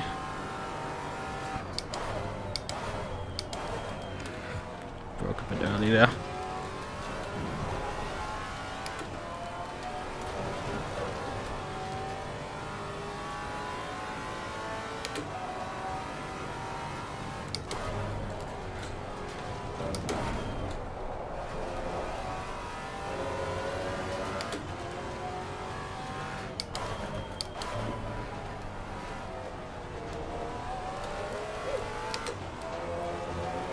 Wasn't an ideal exit.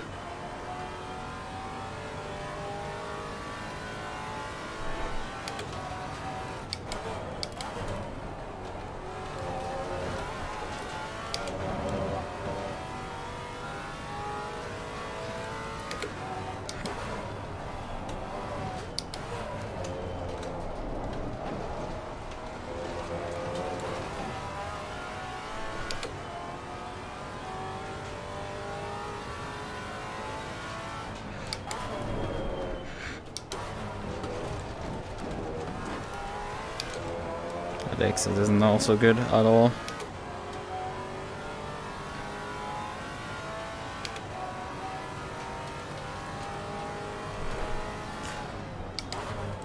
Oh fuck.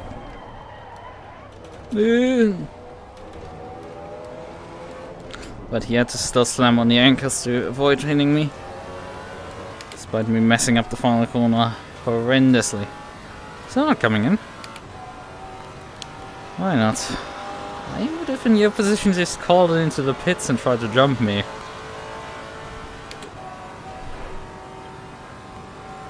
It's the easier way of getting by. I have to do anyway in pit stop, so it's just... Ooh.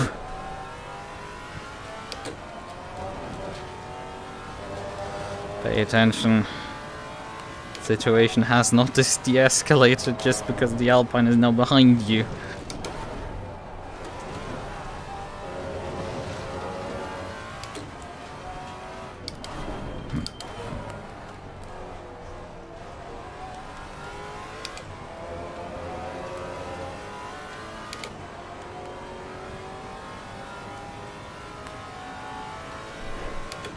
I am keeping sort of pace actually with the overall race leader.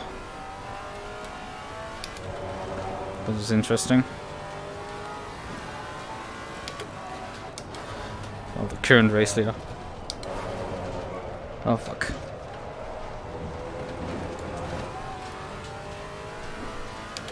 Unfortunately for him, I rarely lose momentum.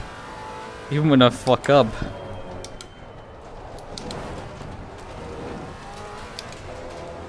And if I lose, my car is demachined to recover momentum again. So it's just... I lose some, I gain some. On a different scale.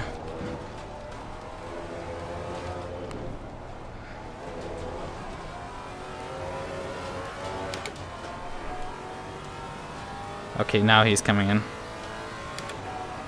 Not surprising. Yep. There's a car leaving the pit lane, watch out.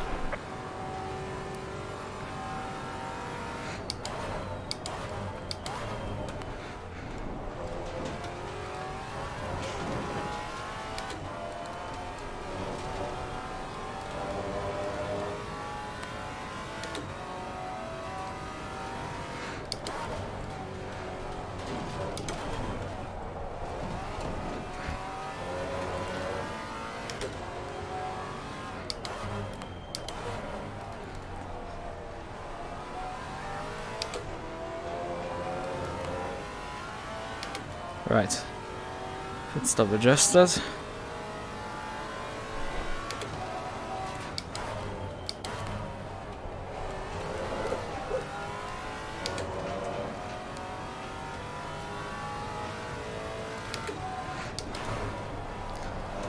I'm driving relatively slowly on the end up here.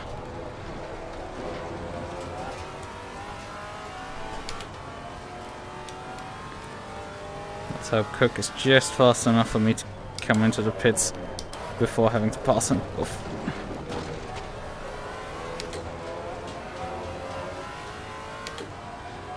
It's not the fastest exit, but well, the entry was pretty quick.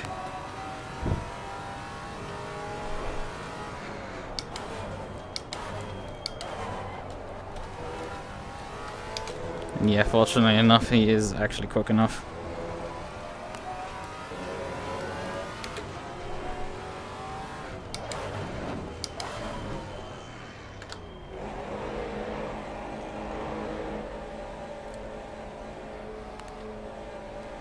Right. Now it's just nailing the mark.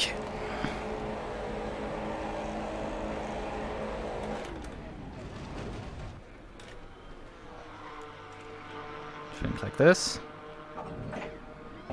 Perfect. Oh yeah, we can't downshift.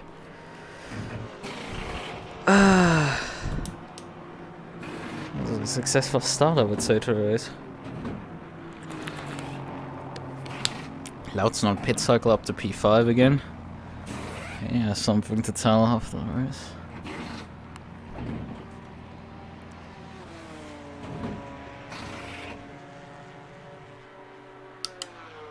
Mandatory stop is not clear. Come on, Right. stay clear of the curbs. Well, my opponent is the good question. Point.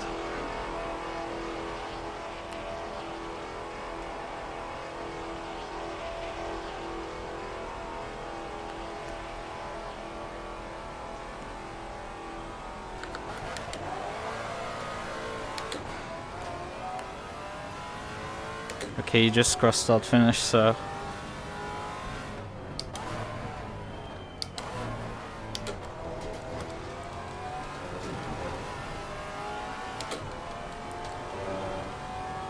1.7 seconds in front. Yeah, I executed a perfect pit stop there.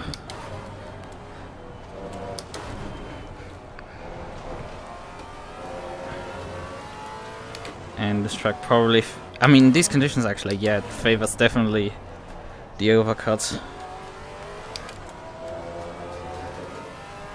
That's something that why he didn't bounce earlier, because the overcut is here pretty powerful due to getting the tires up to temp earlier. As that, not earlier, but because you get them later up to temp, but you can carry on with full tire temp for longer. And well, if you have track position, getting tires up to temp is a bit easier.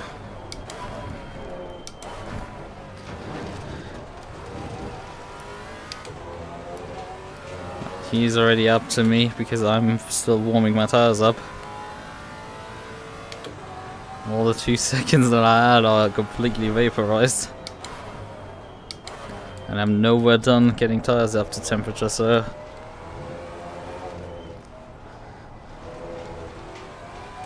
it needs another 2 laps or so. On GT3 this for sure would have worked in this situation, but like in GT4 this just didn't work in this case. Car is exiting the pits, watch out. There's the Aston coming out.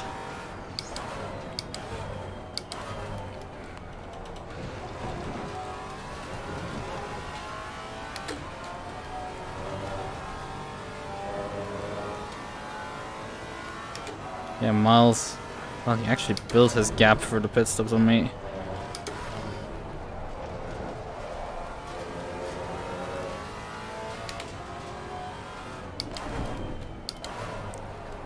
There should not be anyone who hasn't done the pit stop in front of us, is there? Well, actually there are. Poe is in front of us, who's definitely owes us a pit stop still. A few other drivers.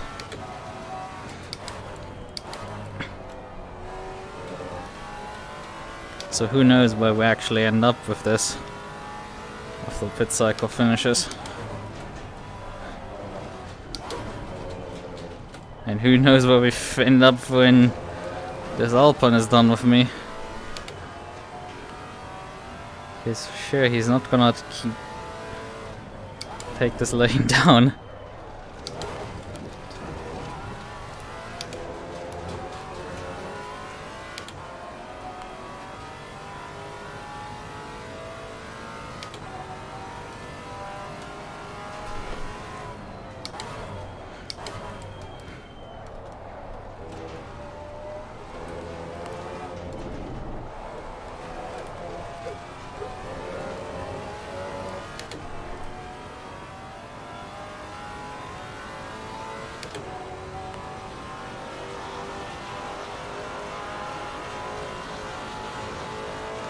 52.2.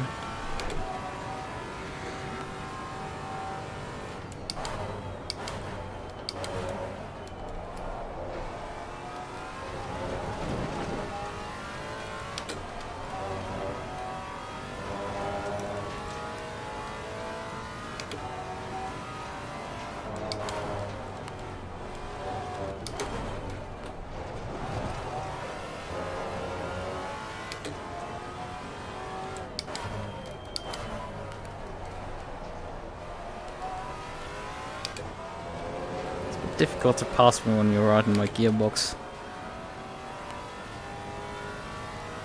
Not easy to get a run that way.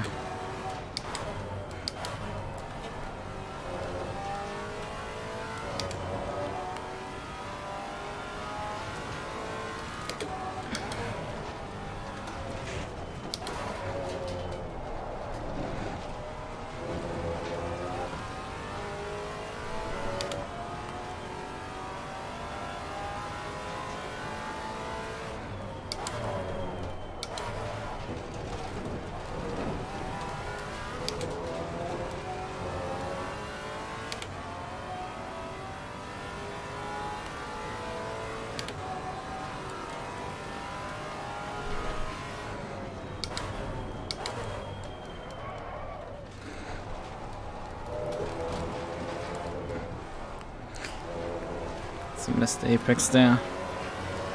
And we're not back into the 51s yet, so the Alpine is not quite happy with our pace here, right? Up to 3-3 now. So we are into podium positions somehow. After starting P7, I think?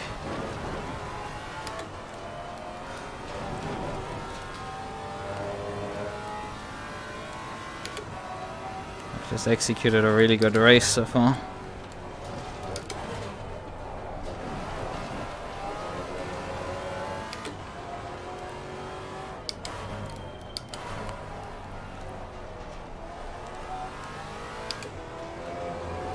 That's a bit better. But passing as an Alpine is a pain in...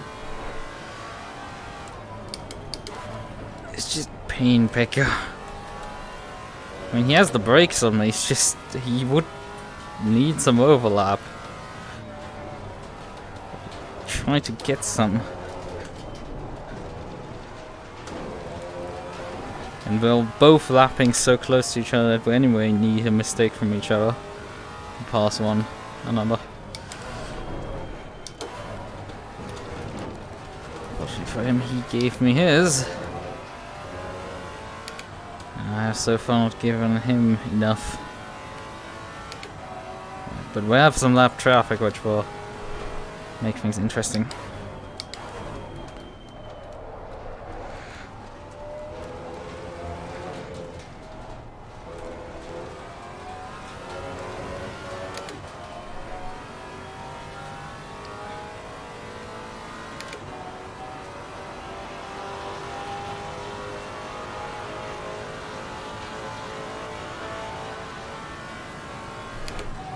Up to P2 now. Holy hell.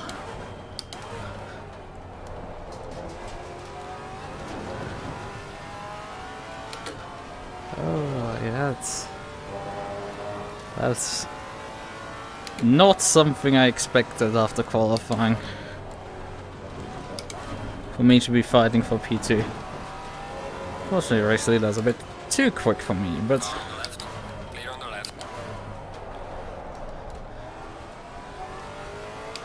yeah, P2 is very much good enough to settle.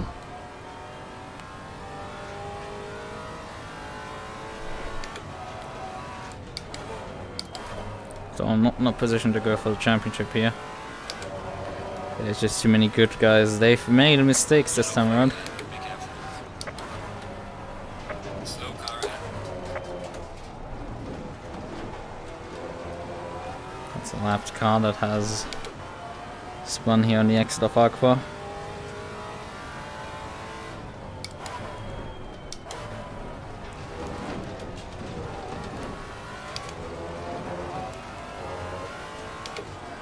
I'm sort of making ground even on the Alpine. That's good. Oh fuck. That doesn't help my course.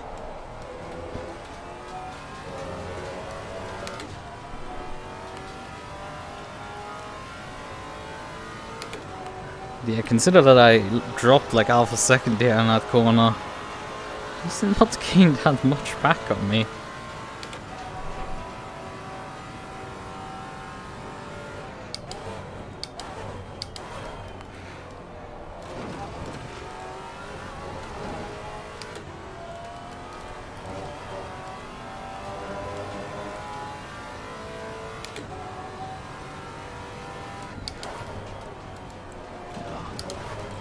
Ooh. Left. Clear on the left. Thanks.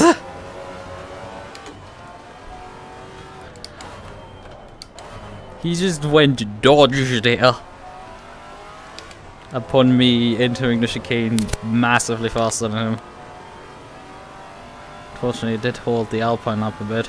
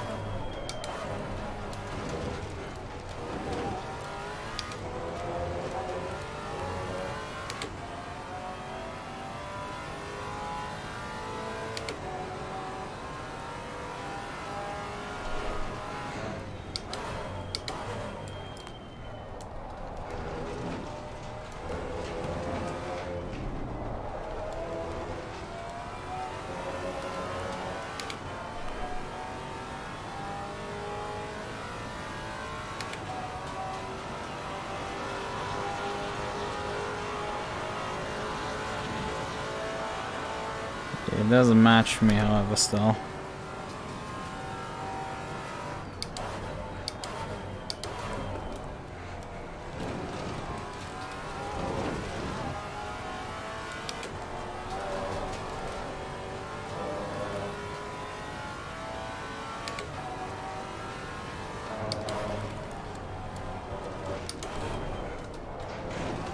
We have only 7 minutes to go.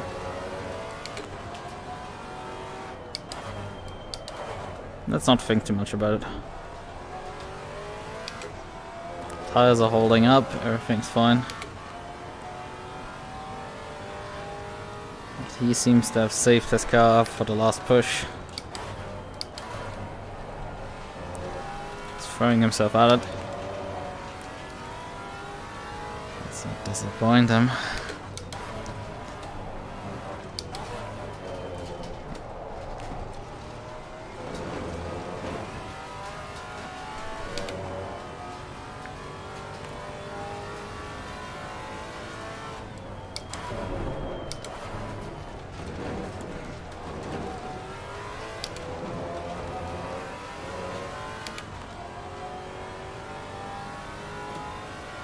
Not the best chicane.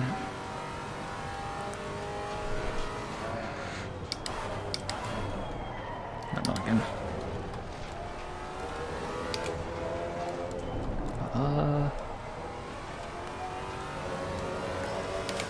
Messing up that corner multiple times, and he's just... I'm surprised he hasn't converted it into something, I don't know. It's just seems slightly off.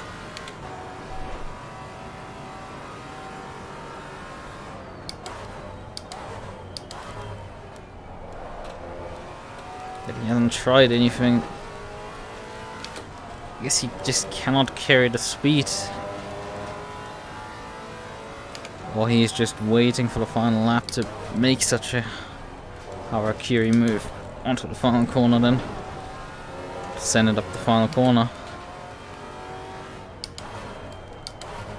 But as long as I'm on the outside, he's gonna be in a bit of a world of pain.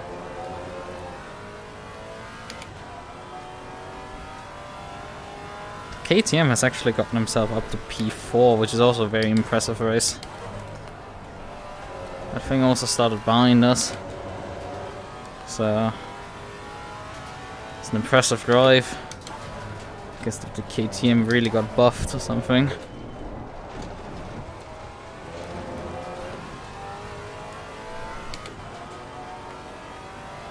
I have to deal with the lane now.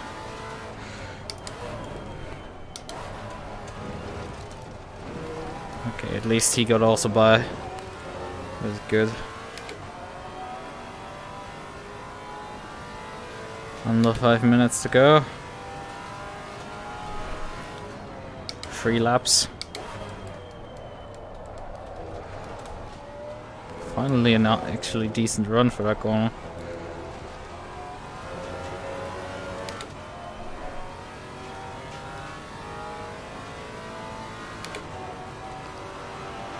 Yes, I wanted to say that KTM finally evolved to not be absolutely garbage on every track that isn't Hungaroring. It's nice to see. Maybe I need to give it a try again. But it's just Chaderati's pull is a bit strong. If people keep going faster than me with it, then I might need to go to the KTM. Although there's full on risk that I'm probably gonna go much slower than whoever's driving it already.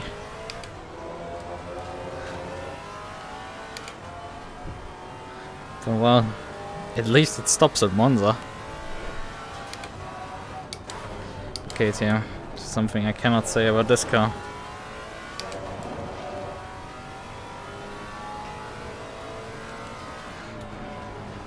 Yellow flag in sector 1.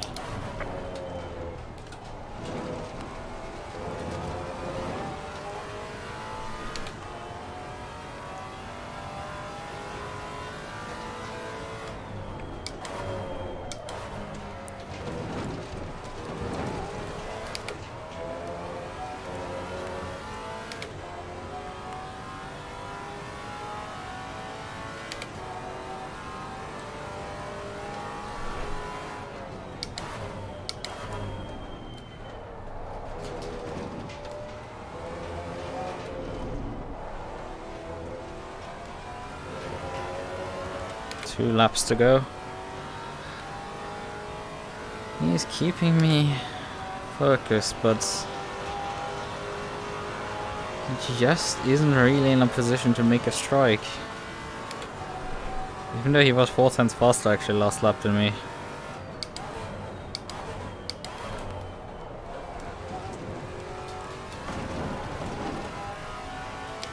I mean, he could strike if I make a mistake, but it's just can't strike on my micro mistakes, and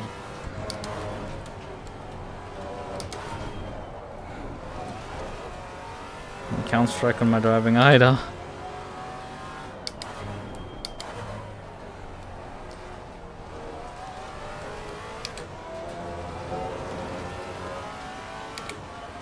Although I think he's trying, he just doesn't quite have the pace to do it.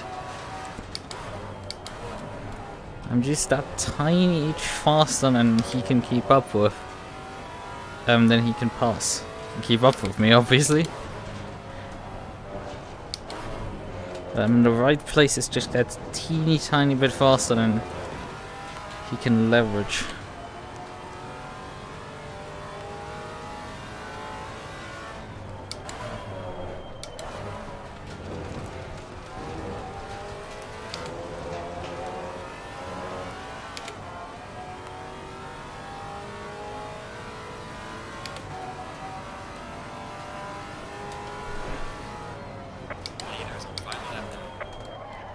As I said, coming up to the final lap.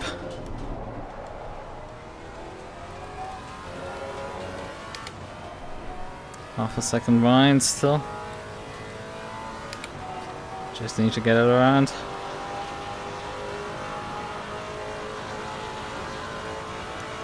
When I'm in front, the Alpine really struggles to keep up. Behind the Alpine is fast enough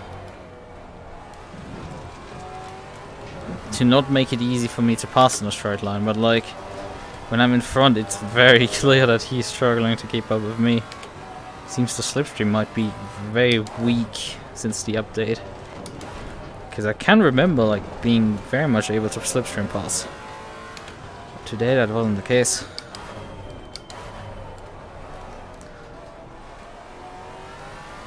Well, it was just the Alpine had slipstream from the cars in front. That's why he was able to keep up with me.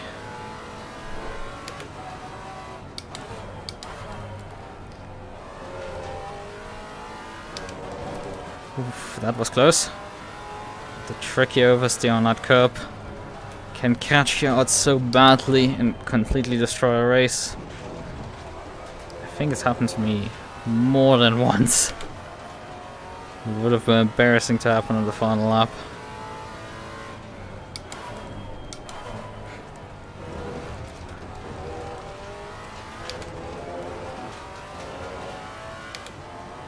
Still half a second. It's gonna be a bit of a Hail Mary if he wants to send it. I need to brake early here. Just make sure to not overshoot the corner and give him an opportunity that I don't need to give. Just drive it easy peasy around the corner. And that's it. That's race 1 done.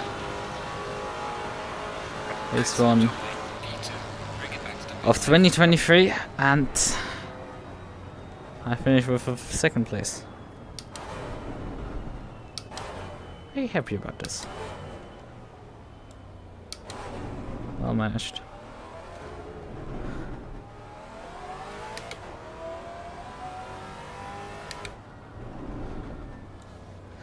Well done, man.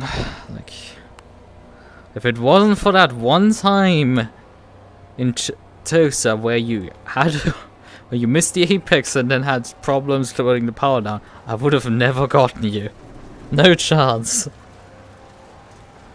Except for the pit stop. I think with the pit stop I would have probably gotten him as well again. But like, whatever. Doesn't matter. On track, I would have struggled as much as you to pass you. Well, I had struggled as much as you did. Right. Wait a second, where did the KTM finish? Hold on, the KTM died at the end. What? The KTM ran out of fuel at the end. Oh, come on, the cursed KTM.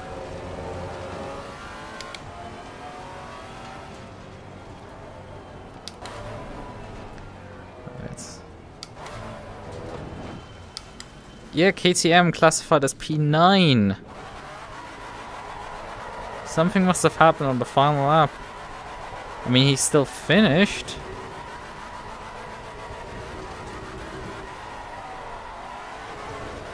Lichten back into P13, so it's gonna be interesting to see what happened there.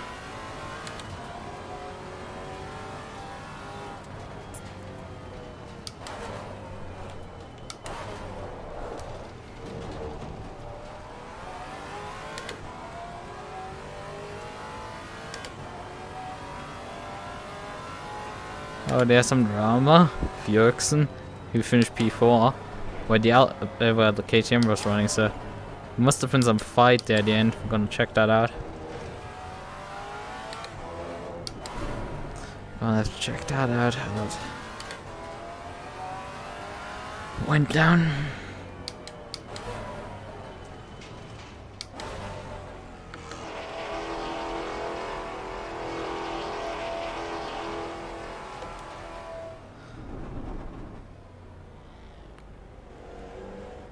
Right. Okay.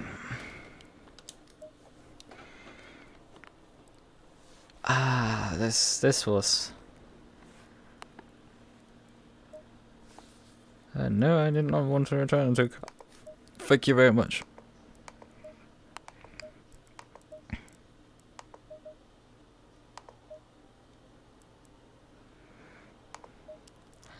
Our race star's got some light graining on them.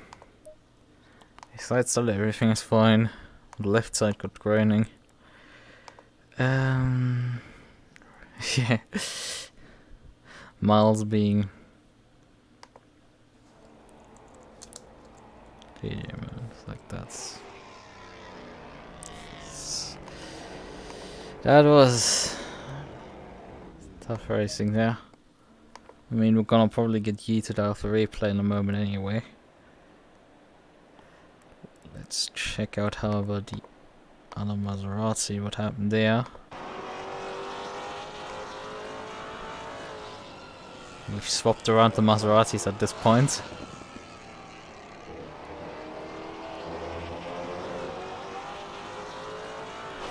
We dropped 2 positions, I gained 2 positions, so he's in P7 now. Oh, he misses braking here. No. That's not good. He messed up. He didn't get stopped for that corner, but he didn't even drop a position due to that. Oh, and that's KTM crossbar. Green light, Oh, we didn't see what actually happens. Right, then we're gonna check out the replay, I guess. I'm gonna have to check out a few other things in ACC because I want to test some stuff. Also, along from done here, I have to do other things as well, which aren't actually related to. Oh yeah, right. We need to save the replay, maybe. That would help. Yeah.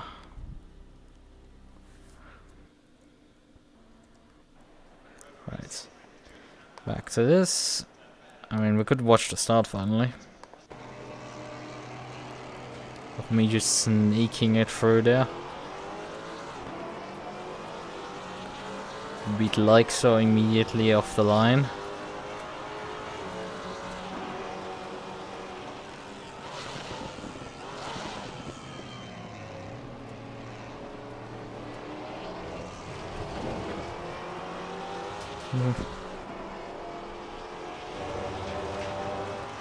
That was a bit close there to contact.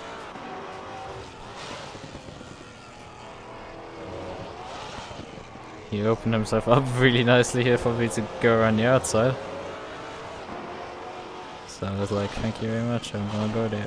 When that was one of the closest close calls in ages. That was really damn close. Right. If much happens to me.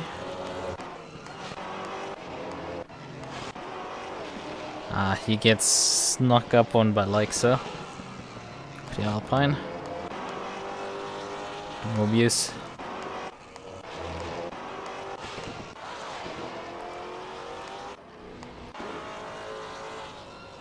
I mean, he broke it at normal points, just didn't stop for him.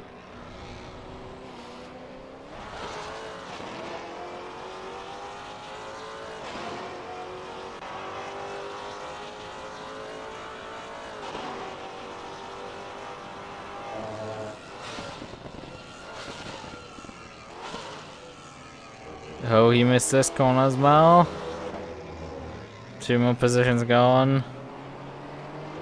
And a third. Are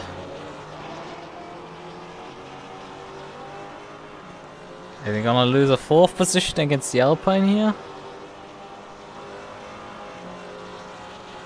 That was a horrid start for him. There's another car! Oh, come on, this is bullying at this point.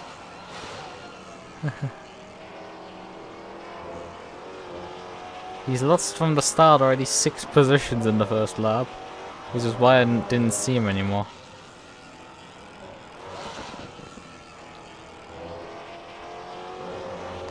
He did so well though. It's really unfortunate.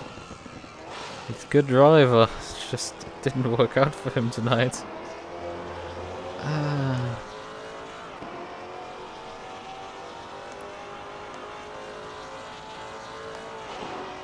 Yeah, it was loud.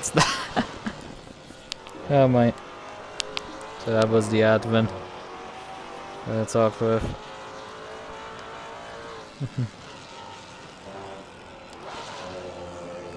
Him being like, well, I didn't expect that, but just stop beating me. I don't think he quite expected to be competitive with me either. But he then was unfortunately very quickly slapped with the reality of the Maserati. Got very unlucky in the first few laps there. And again missed this corner. And there goes the Porsche as well. And there goes the Murray car. He has a Rambo sticker on the back. What does that read on the on the boot there?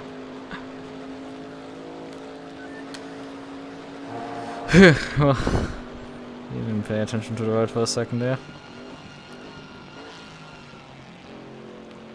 Oh. Yeah, this is fine.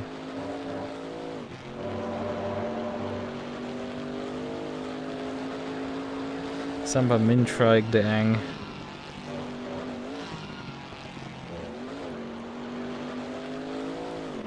Anything else on the car? He says the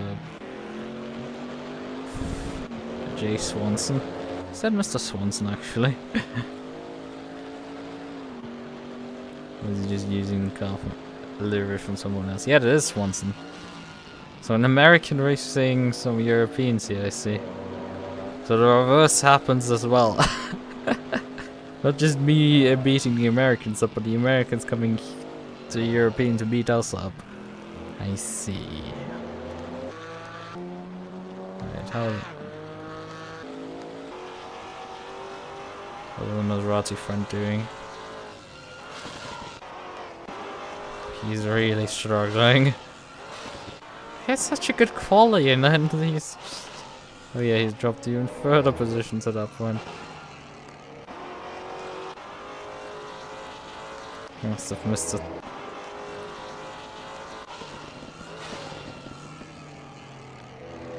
Yeah, holy crap, like how is he so bad in the race? Like we just went opposite directions in this race.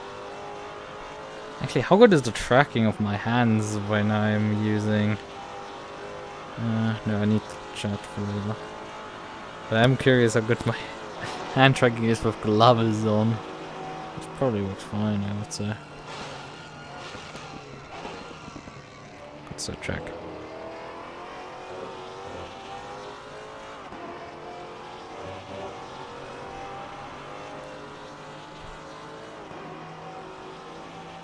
Yep, that looks fun. He's not yielding a... Dueling the Merc here.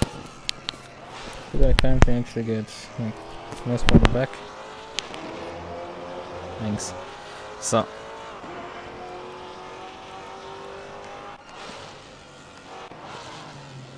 There's another.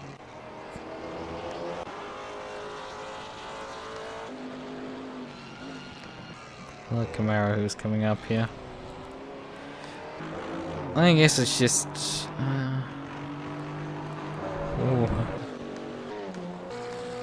Alright, we have a few other cars that we can watch what the hell happened to them.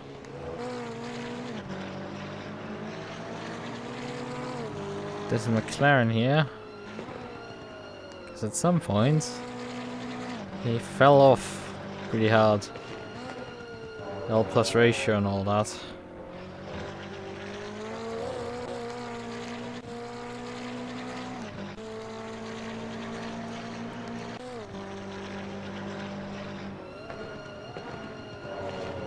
Yeah, he enters this corner way too fast. Goes rally crossing.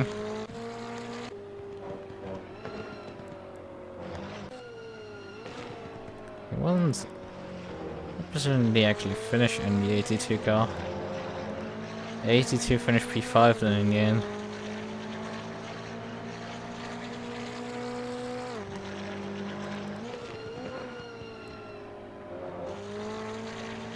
He might have neutral repair damage. Okay, it's a Porsche. Ooh! Ooh, that was close. Goes up the inside here. Everything is fine here. Something, however, happened to the chicane here.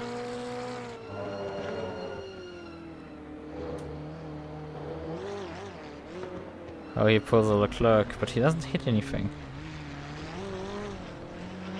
Comes the Aston by. And the Alpine comes by, I come by.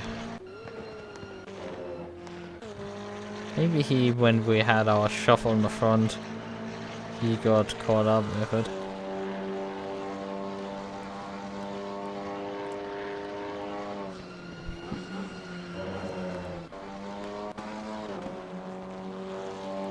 Yeah, the Cayman lifts off very late, which results in the Alpine getting caught up with it. Which results in me getting caught up with it.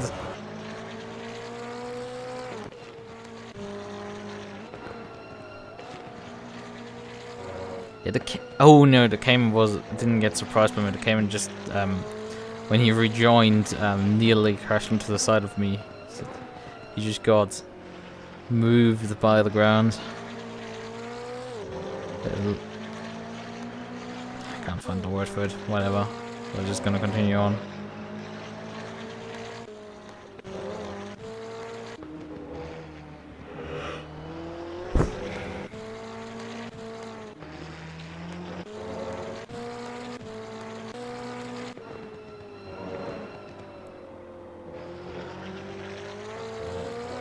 This is how I find right now.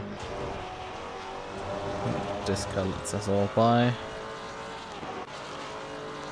Right, this is the lap then when everything happens.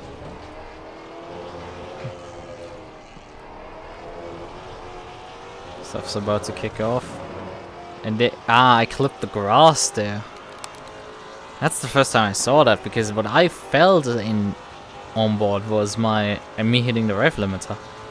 Not me actually clipping the gravel there. That's interesting to notice.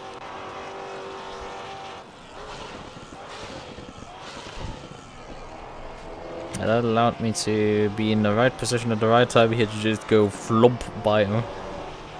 I have a great time. Now it's me versus the Aston.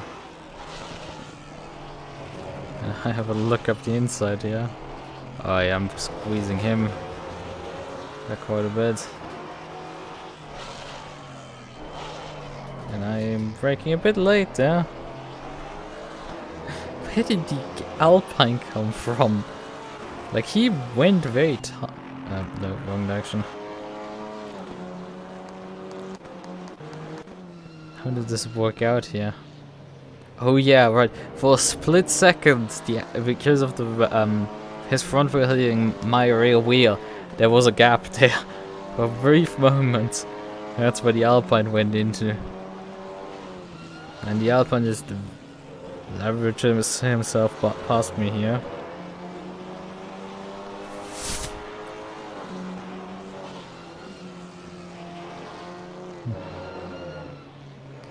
Right. One overtake. Pringles are about to kick off really, because the McLaren gets involved.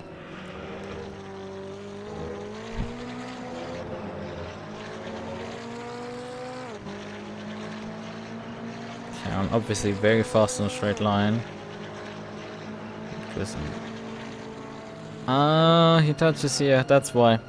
He couldn't brake because he was unsettled by touching the Aston. And that cost position against the Mobius. Lichten, not Lichtens, Leica's, Leica? Jelinek, sorry, Jelinek's Mobius car. Although he's coming very quickly back up to them.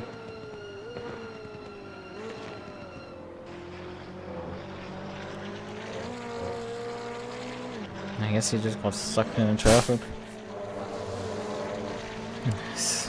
Well, that doesn't help to drive into the gravel there.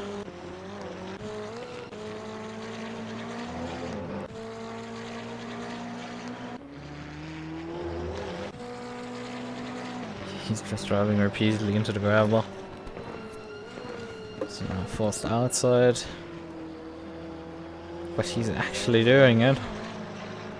Despite being on the outside. Oh, there's another McLaren behind.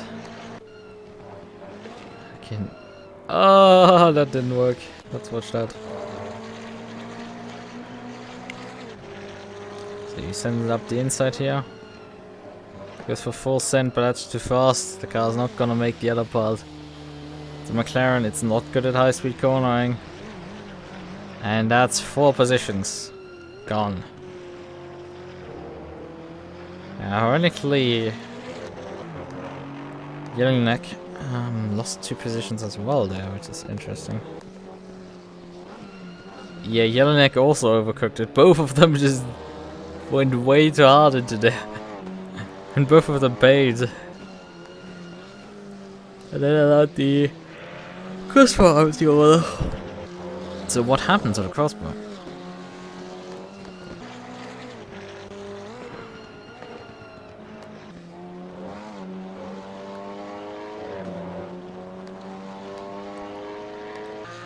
And there's Jörgsen.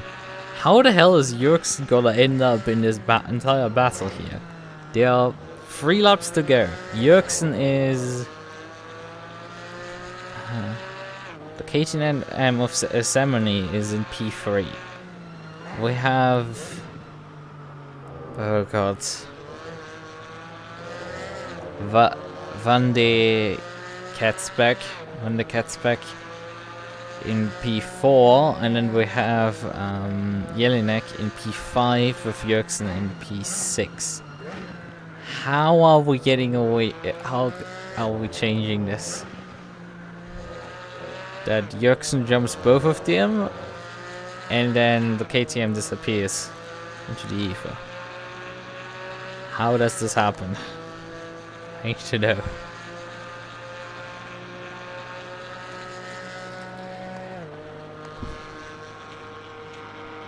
Yeah, now 3 laps to go at this point, and how does this order completely shift?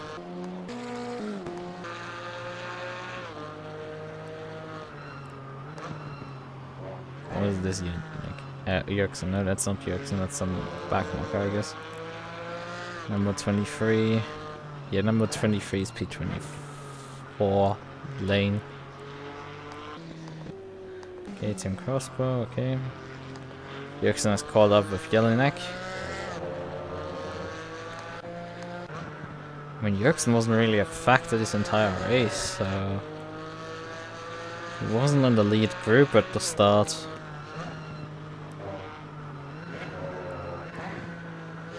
Guess perhaps the Porsche those have actually done something in Turkey. Right, watching the replay back.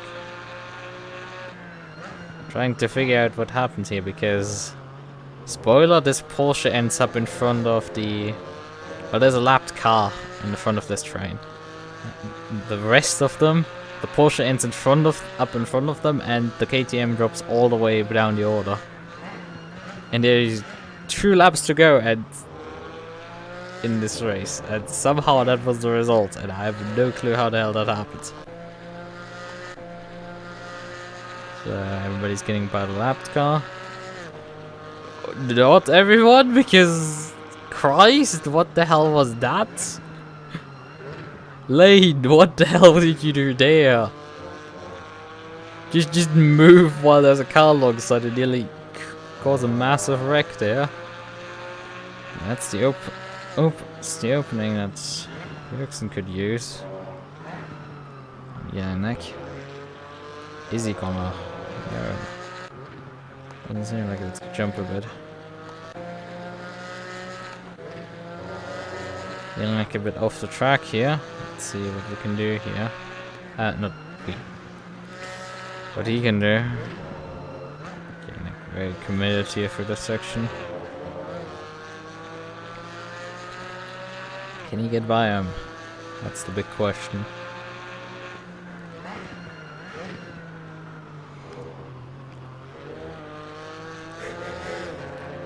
I do it. Nope, he's still not by. Okay. Well, that's when the cat's okay. I think that's back, is it? Or what's the end again? When the cat's back. Cat's back. So, is he gonna get by him now? Yes, slipstream. However, he's on the outside. Nope, doesn't look like it. Alpine is faster, although the Alpine fully crossed up there. Nope. And that's the Porsche by. Alpine very slow at this point.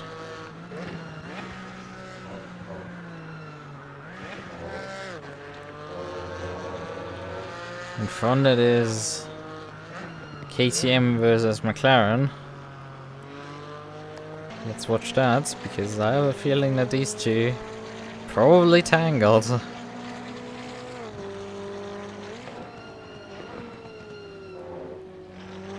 It led to outcome.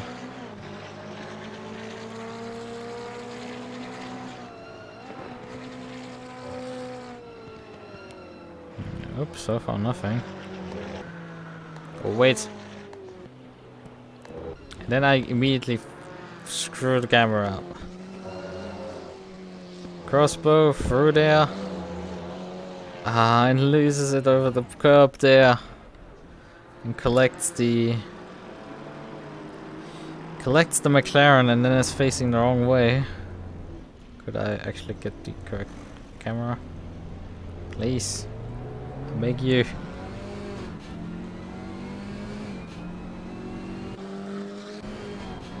Right. On board.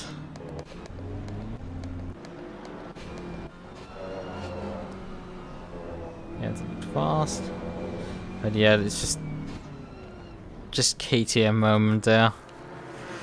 It's so unfortunate. He was sitting there in P3. It just had to bring it home, and he loses like 5 positions in the process. It's just so painful.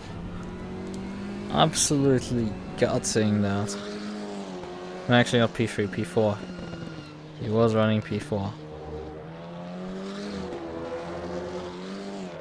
A sub 9 P3. But yeah, that's how Jörgsen ended up in P. In P4 all of the sudden because, well, he survived. That was past one car, and then he survived this onslaught up here. Gets by the McLaren. The Alpine was too far back to profiteer of it. And that's how the race ended then. Is this Pro? No, Pro is further down the order. But we have a few more overtakes I want to look at.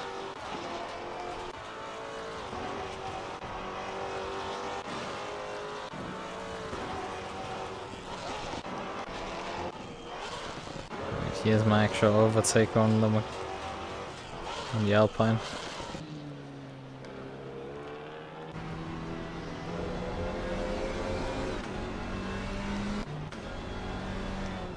He has TC on it, is at 1. Yeah, he gets overstay here on the throttle, and it's just intimidating roar from the Maserati right next to him.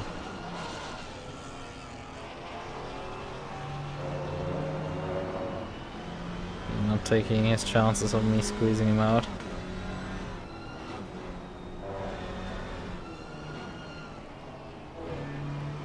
Alright then.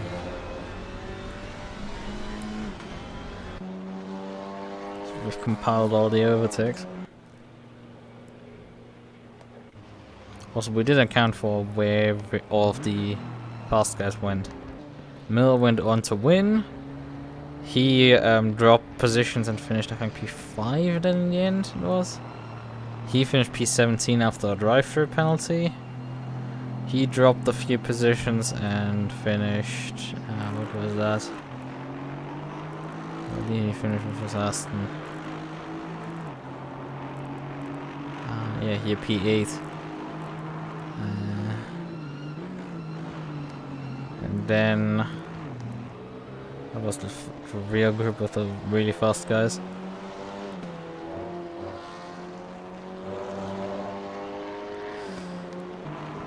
Well, that was an interesting shuffling there. So these two side by side then for turn 1. McLaren doesn't get going quite. And then runs wide because of all McLaren, and then MUQU goes by. Tries to challenge the Alpine, but that doesn't work.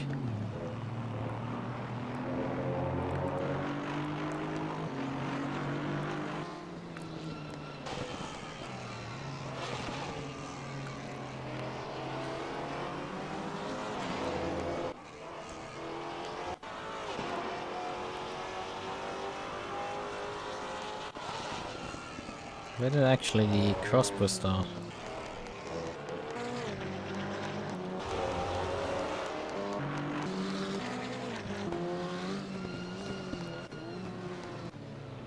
Well, not that many positions behind me.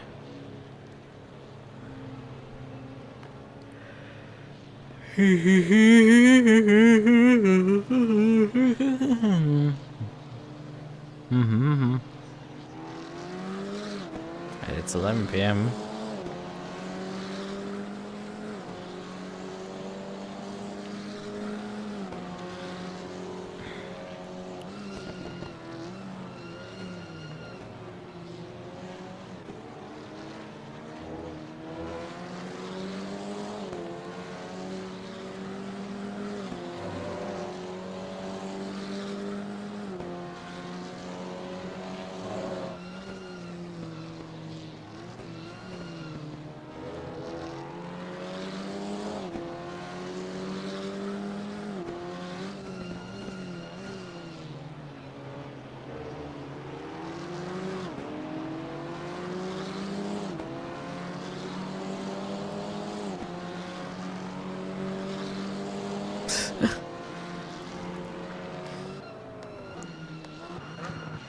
Anything else? And we could, I guess, check out how the other Maserati did later in the race. He was struggling quite a bit. He dropped the position to the white MUQU. So he dropped to, well, yeah, he put too much power down. I find it really interesting how he has good one lap pace, it's just race pace was just not there today.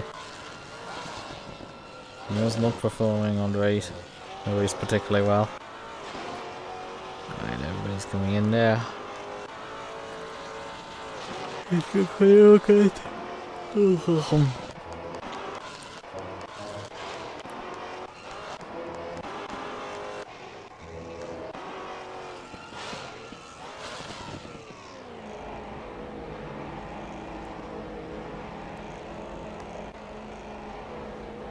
See, did he jump them?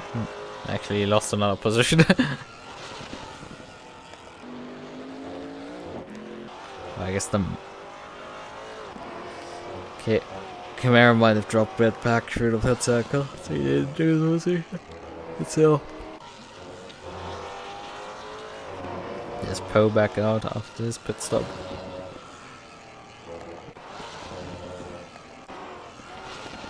Does it make any more progress? Yeah. He's full.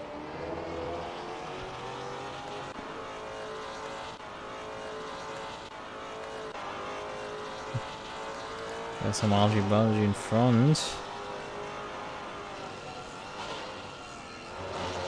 The black MUQU ends up on the outside here.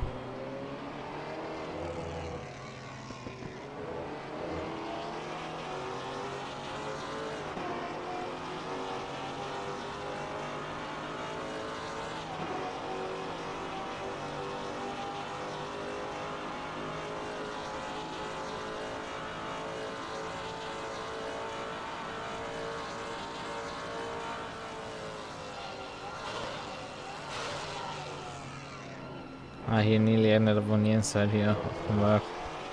That's up. Man, I nearly fell asleep there on that straightaway. Like, tiredness is suddenly completely overtaking me. That's not good if I plan to do a 24-hour race in a week's time. That's if I'm suffering from weird tiredness. Because that thing is gonna be at face very boring. We're gonna see what we can do now. Still need to figure out if I have the pace there, because that's the bigger question. He's trying to pass around the outside, but he both doesn't have the balls and doesn't have quite the position and everything right. Alright, final lap. I don't think anything will happen here.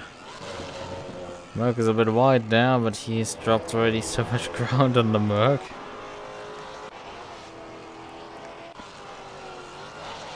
And then he messes up this braking point here.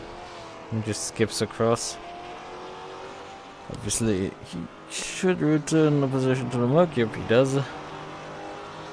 But he didn't want to give the Merc that much of an advantage, so...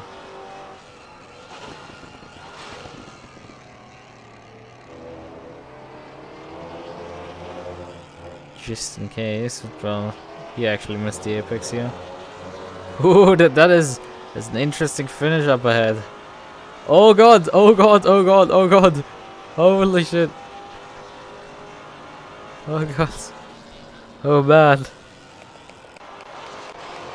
Oh, so I found something very interesting at this point. Holy hell. Who is here for position in this situation? Let's figure out. So, Swanson obviously is for position here. He's here. The white Merc here, that's the number, which number do we have? 525. Yep, that is P14, ended up in the end. And we have, the 99 Camaro. Yeah, P11 in the end of the line. We have the 42 McLaren. That one does not seem to be for position, is it? Nope. 42 McLaren is P25. He is 6.5 seconds behind the next car that he ends up. And he just gets completely and utterly caught up in this mess. And sort of causes it, you could also say.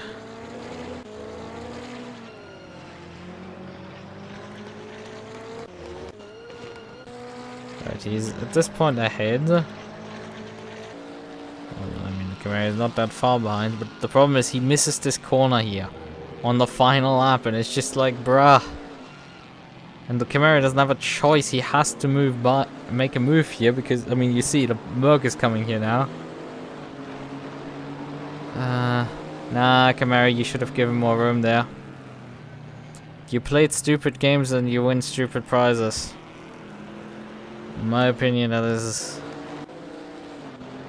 like, obviously the back marker should have realized this situation. Like, fuck this shit, I'm getting out of it. But, like, you had so much room on the left. Yes! When you go to that side, like, making the corner still with good pace is another question. But, like, you lost position here. You paid dearly due to this. And, well, you also got the Merc involved here.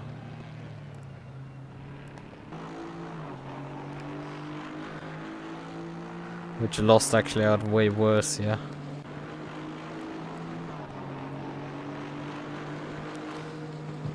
Although he did start the 3 wide, so it's just...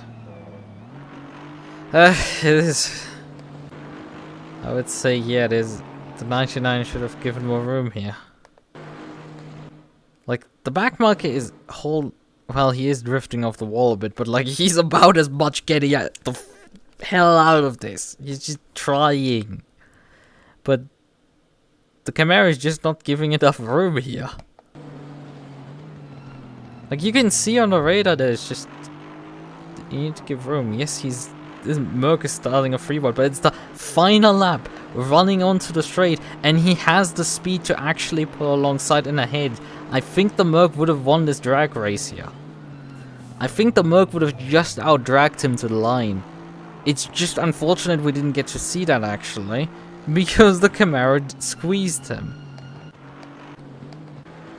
And the thing is, he didn't even do the squeeze properly, because if he had closed the door here, the Merc would have had to slam on the brakes. And it would have been legal, technically.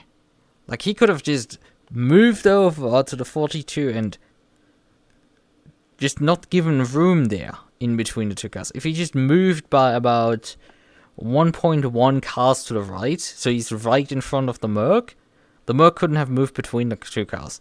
And he wouldn't have been able to actually move to the left anymore while carrying his momentum. So this would have either ended up with the Merc pushing the Camaro, or the pushing the McLaren or backing off. Although there's also a likelihood that he would have wrecked the McLaren if he switched targets here. But yeah, he could have easily just moved to the right and just put the squeeze on the back marker to avoid this entire situation, and also to carry a bit more speed out of the corner.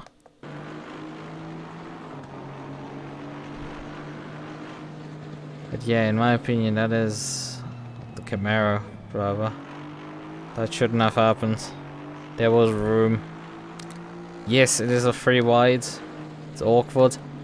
But in that situation, you just have to risk running onto this curb here.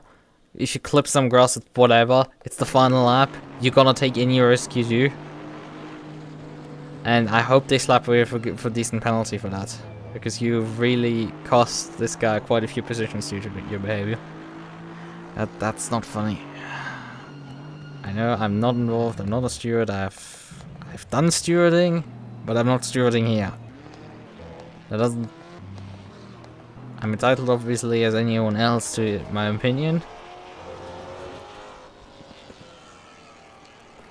So I can voice it. That's all I'm gonna say. Like, I hope you get slapped with a penalty for that, because it's not good. The room was there, in my opinion. Could have given room. Right. Do we have anything else left on the replay repertoire? We've looked at everything.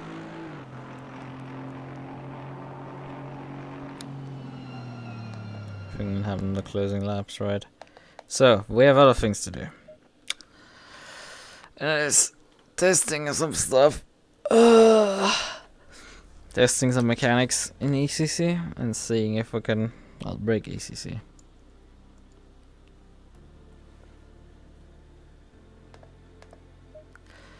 The issue is I need a stint timer, and setting up stint timers is a bit difficult. Custom race weekend. Because even if I said custom race weekend, I can set a mandatory pit stop, but that doesn't do anything really.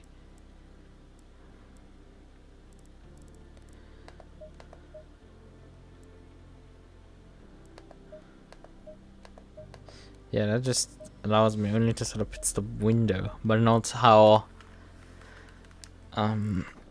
the rest works here.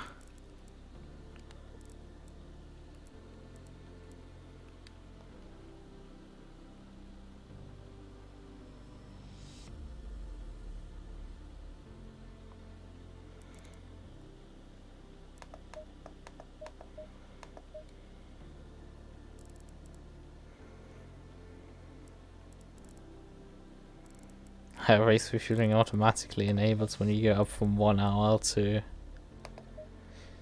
1 hour 30. 2 hours you can...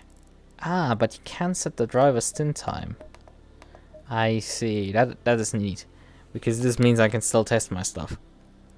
Because the entire point is that I need to violate the driver stint time. Because I want to test what happens then. Right, we need a track for this. Let's head to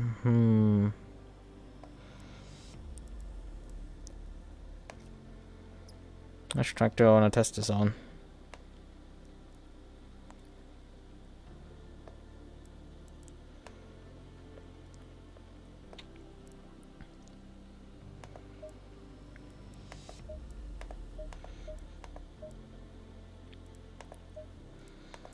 When you have too many choices. That situation.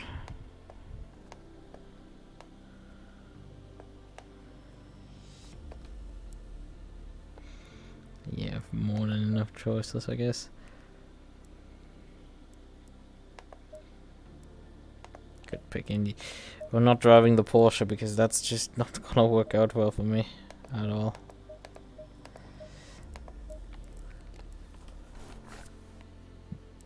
Porsche too difficult. Yeah, the T-Iris BMW M6 sounds however like a good choice. Move bonus 24 sounds good. How is the difficulty settings? Well, it's starting position actually. Yeah, opponent skill 90%. Probably a bit low. 95 aggression, perhaps a bit down on that. I don't know, I haven't done offline racing in a while. Custom weather. We should be fine. Opponents, so yeah, that's also configured already, right? Hey! But unfortunately for you, you picked the wrong time to get to me. Because I can actually get rid of you again. Hello, could I kindly get my... Oh, that was the wrong controller. Come on.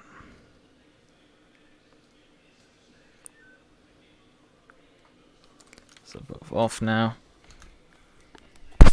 Dispose of bots. Hide use on channel. Boom, gone. Have a good one. Right, okay.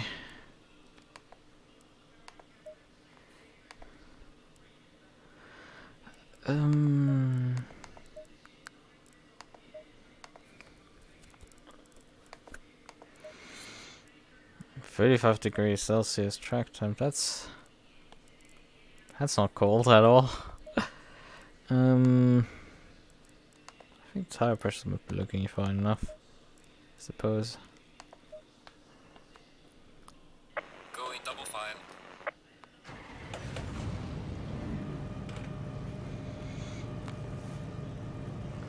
Right, okay then.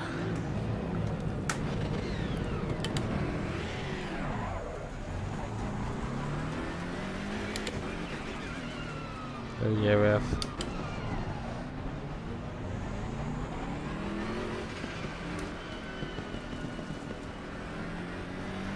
Correct fuel mix is configured, okay.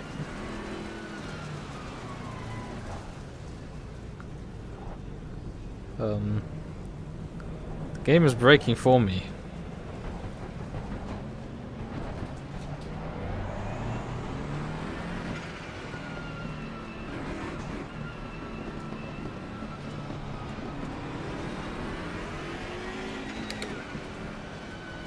This formation type is odd, but like I didn't know it was this odd.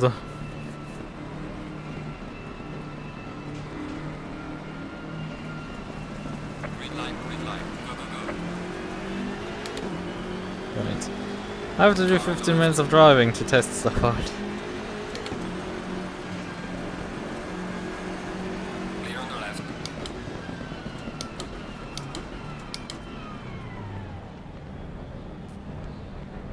Slow car ahead.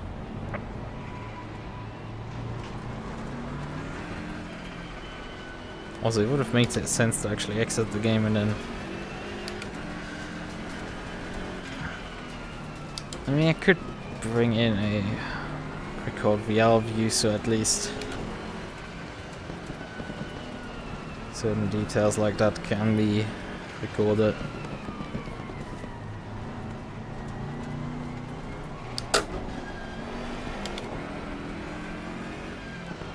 Car on the right.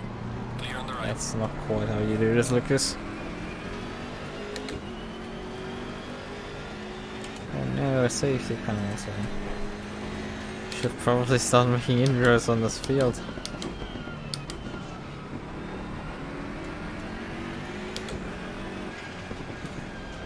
Ooh, fucking hell, Jesus Christ, AI. Like, just look at these jerk lines when you've just raced some proper human beings. And AI is very confusing. Holy shit, what the fuck are you doing? He's just forcing himself on his racing line.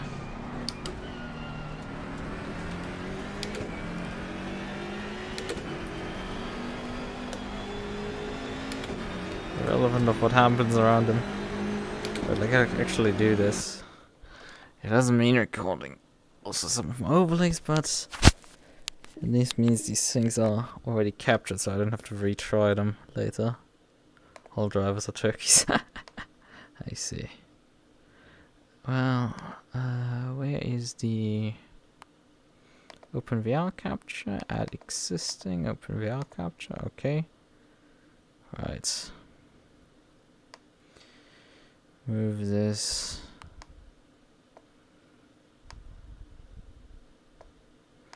Here, so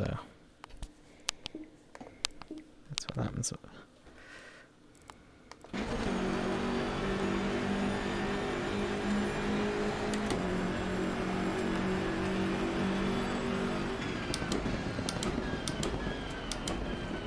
Well, not all drivers are turkeys, it's the AI that is turkeys.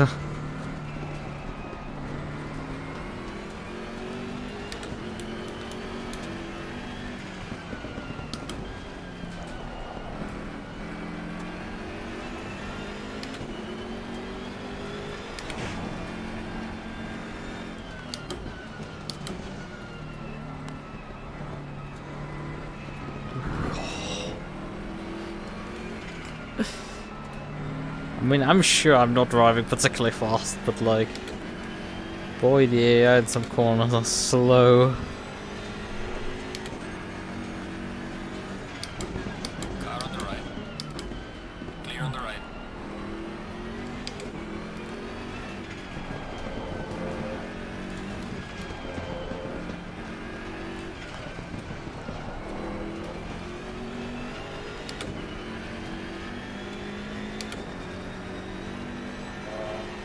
Oh, the pressures are a bit low, I would say.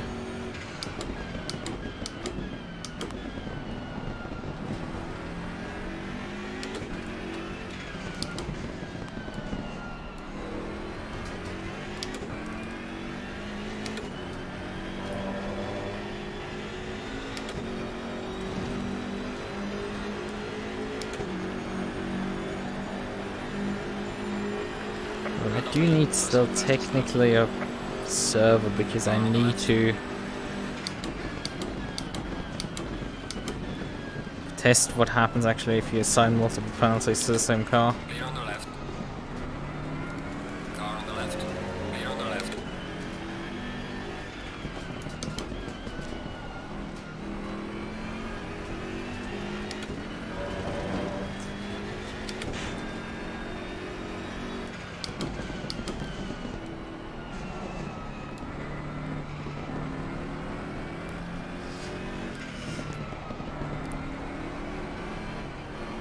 Oh, come on.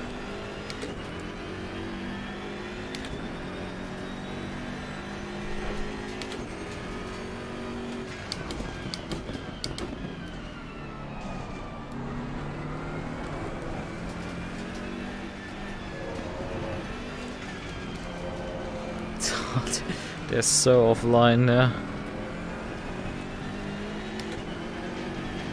Car on the left. Clear on the left. You definitely wouldn't be able to do this on humans that easily. Although, actually, you would be on at the back of the field. Drivers like this could totally do it. Just a few more laps. That message will be popping up quite a bit if I continue doing this.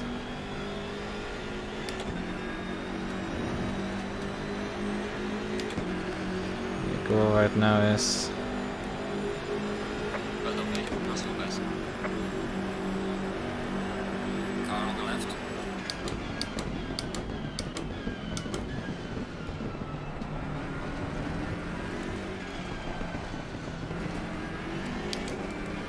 Clear on the left.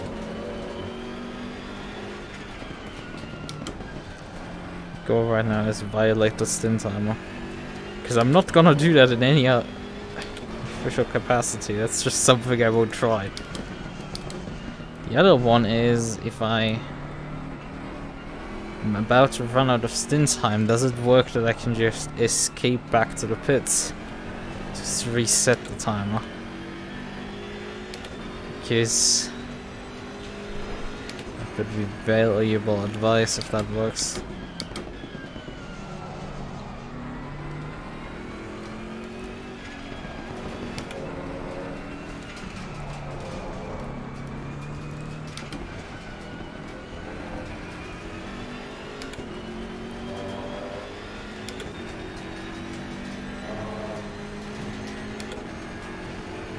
Car on the right.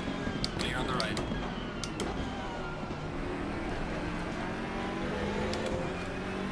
Car on the right.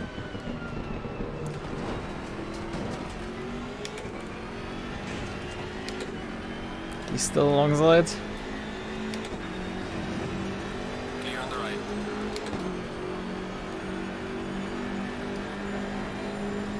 Well done, mate. This has been your personal best. Yeah, but I think I'm about 5 seconds or so off the pace or something like that. Yeah, I think about 3. Still, that's a lot. Compared to what I was capable of doing with the Ferrari back in August. No, I think it wasn't in August. I think it was September, August? I don't know. I forgot. It's been a hot minute.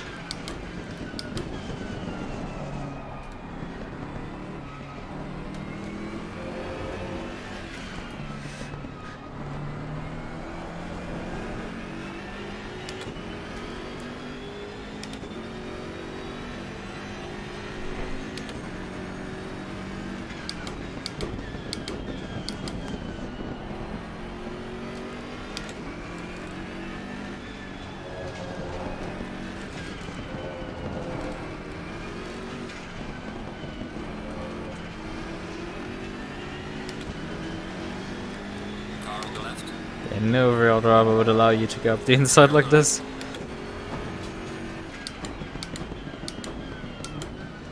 But there's an overtaking challenge there right now working well enough, I suppose.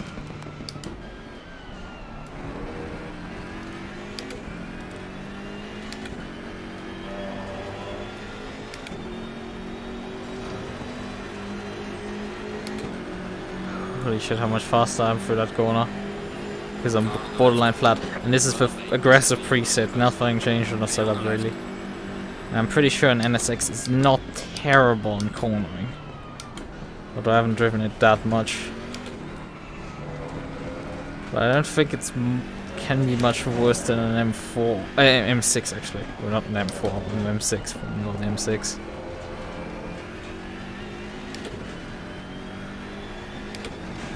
No newfangled M4.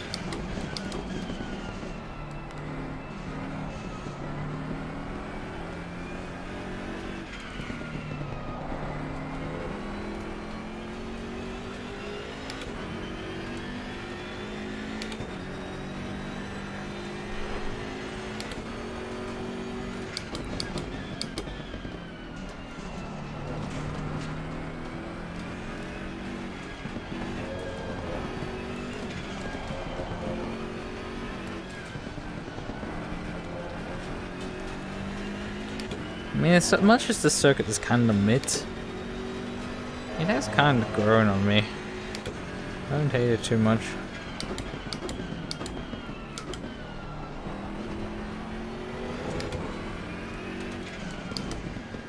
All the first AIs have decided to come into the pits. Your stint is up. Box. It's a bit early because they're gonna run close to not completing the race. And, I mean, you need effectively 5 5 stints to finish the race due to the 15-minute nature of the stints. But if they come in after just... not 5 actually, you need 9. But if they come in after 10 minutes then... well... you're gonna struggle a bit. I guess they got the shortest stint out first, maybe. Who knows, the AI is maybe trying to run shorter stints.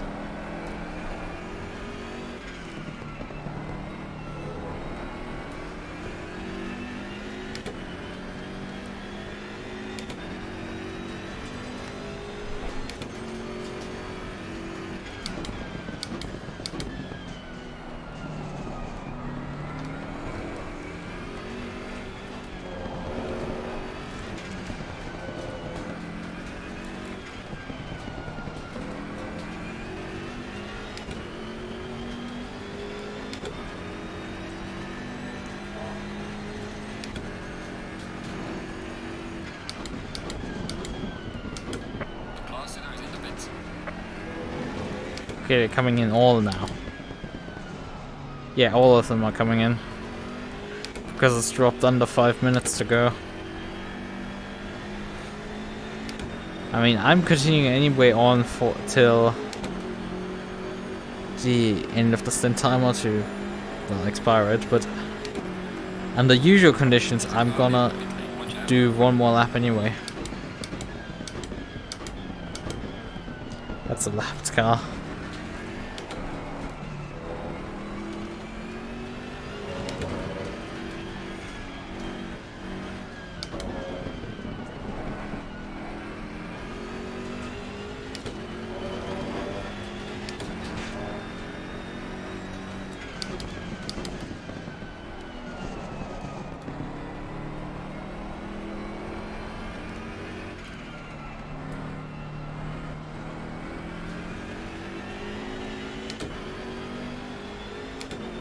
I'm not improving, I'm actually going slow right now.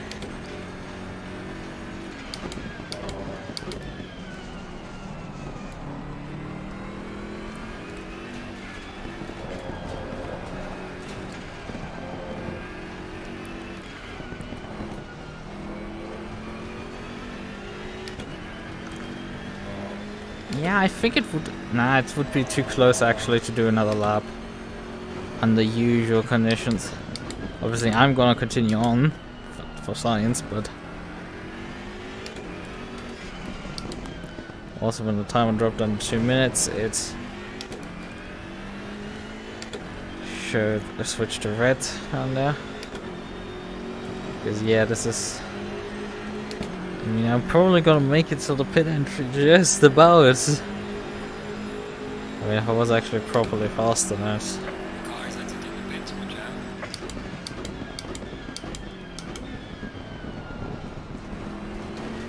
Car on the right. Clear on the right.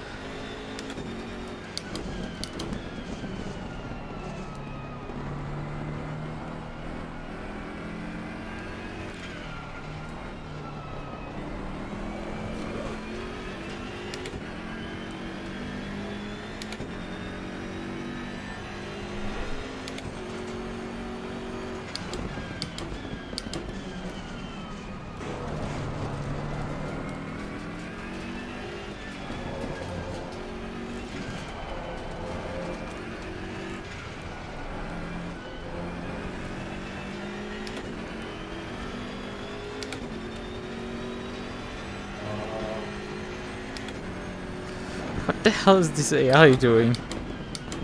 Clear on the right. And then I drive onto the grass here. Alright, time about to expire.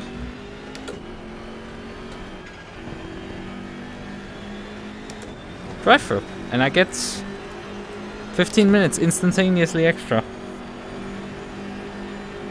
As soon as you expire the timer, you just get a drive through.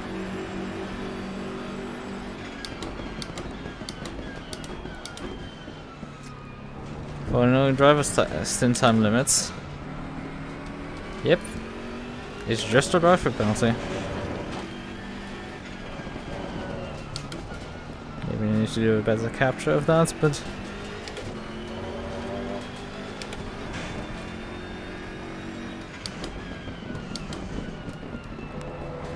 So I guess you really only get DQ'd for violating the overall time limits.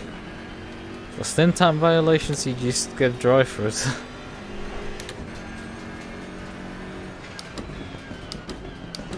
And the timer also resets in the instant it actually expires, which is interesting.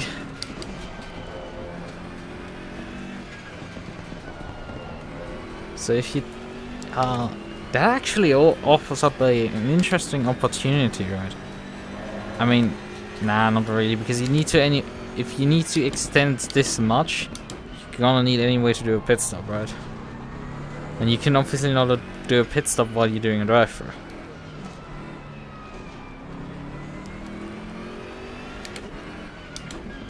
So it just makes always sense to... Although I should have probably picked a different track, because I think this track is more geared towards giving drive-throughs for certain penalties like pit speeding. Because... oh, it has reset also back to 15 minutes. That is interesting, because I'm serving a drive-through and it shouldn't reset the timer. It should definitely not reset the timer for that. That is odd. Should under no circumstances reset the timer for penalty serving.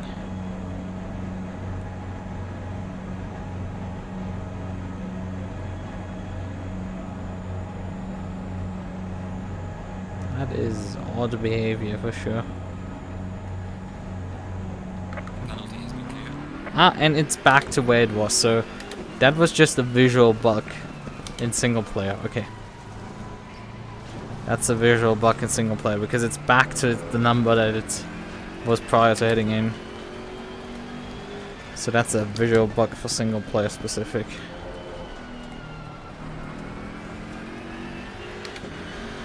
If that now known, we can continue on. Also, for me just continuing on, I've kept the lead of this strange race.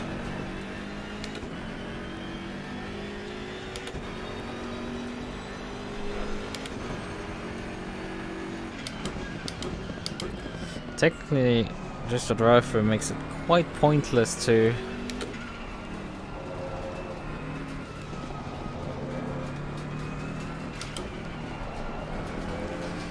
not take the L.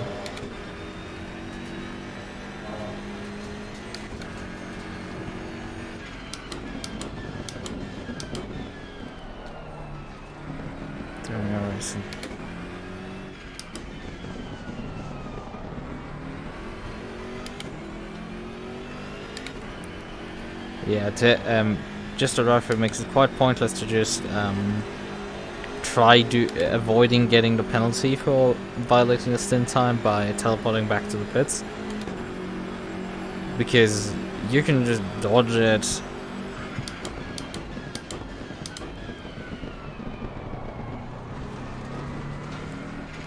Way easier in other ways. Oh, God. Flying there. Ah. But if you can just take the L and take the penalty,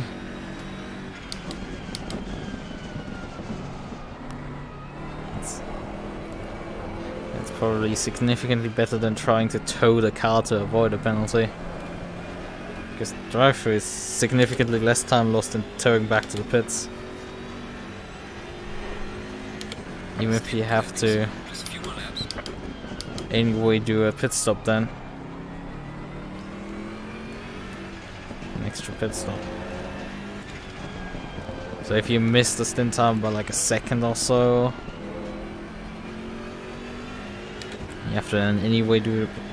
What would be malicious is if you head into the pit lane, head to the pit lane and then miss out on the stint time by like a second, and it assigns you the drive-through penalty. But now you have to serve the drive-through penalty and can't refuel, and you're out of fuel. That would mess you up badly.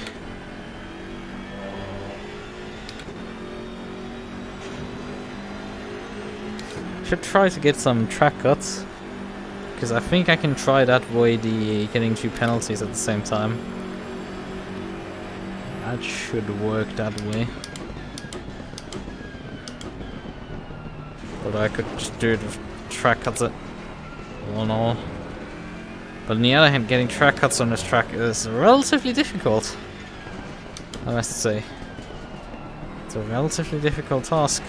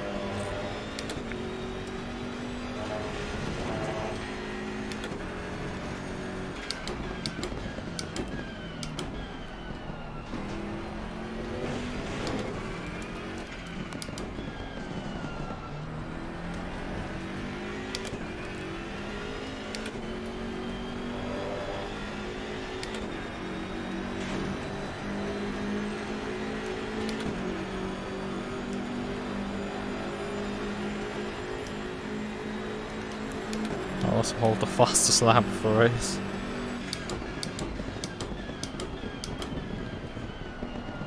So yeah, 95 AI is still slower than me. At least something. Also the AI is back into the pits. And I missed my corner again.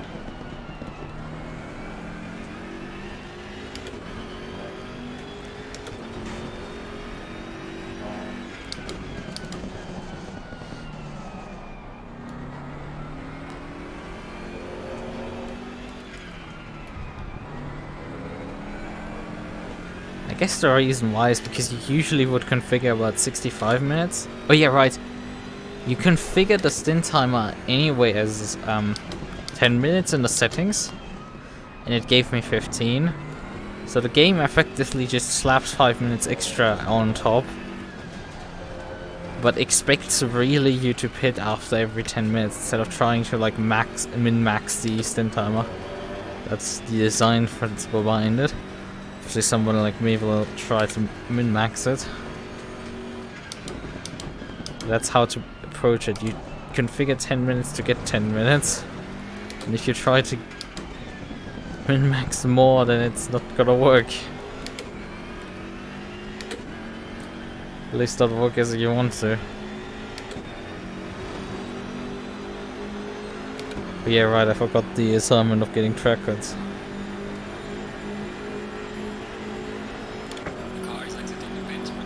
I mean, I could skip turn 1, which would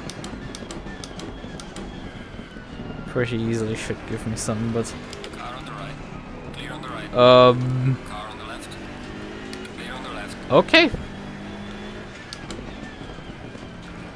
So the AI does not know how to merge the track, so they just give it ghost AI when they rejoin the track. Just in case. Because they just didn't bother to actually make that work. That is interesting to find out. That's... It feels very uncomfortable to suddenly have a bonnet in your abdomen. Your stint is ending. Box this lap. No, I have still 5 minutes roughly. That's not gonna give me a cut. I'm driving too cleanly to get cuts, and I've picked the wrong track for it. They should give me over.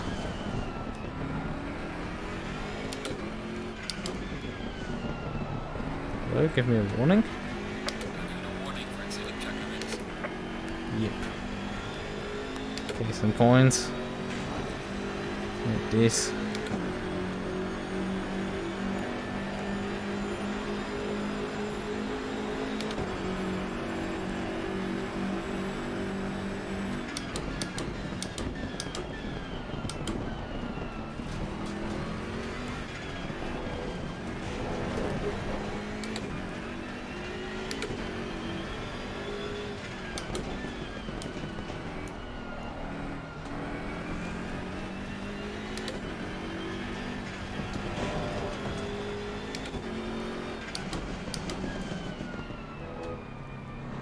We're not gonna change drivers, we're gonna keep me in the car. Actually, I can test this. If I select to change drivers, will it actually do that? Also, I don't know what the game does when you change drivers. Do you keep control, or does this an AI take over for you? I've never done this.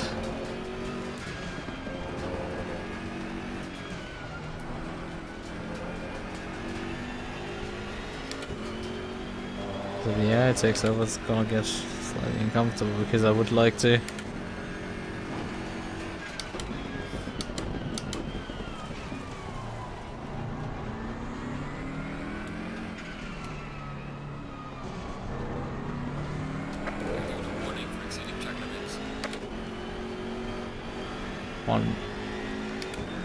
When I get up to 3. Actually, we can just collect the drive-through anyway.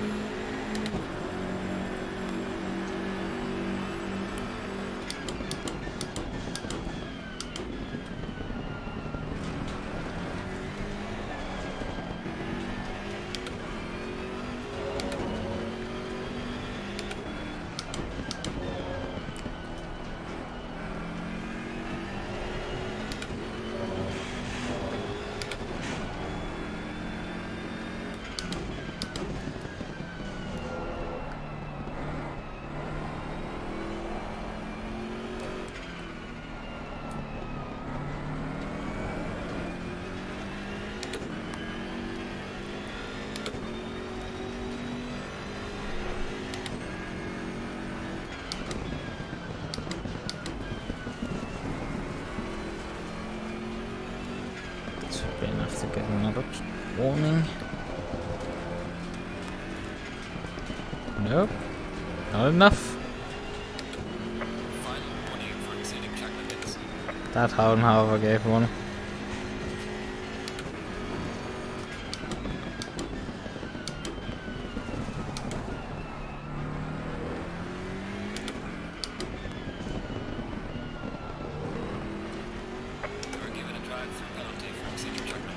Oh. Turn surf penalty off for now. 3 laps remaining.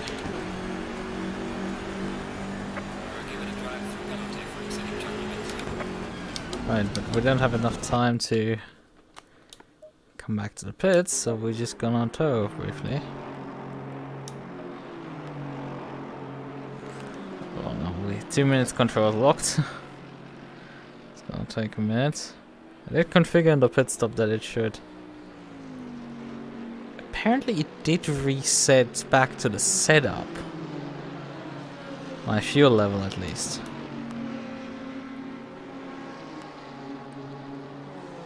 Which I know doesn't work that way in multiplayer. It shouldn't reset the fuel level when you escape back to the pits.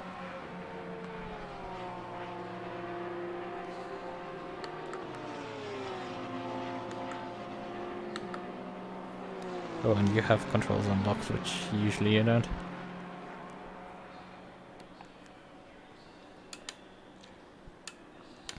Although I think actually you might get reset to the fuel level in your setup while towing.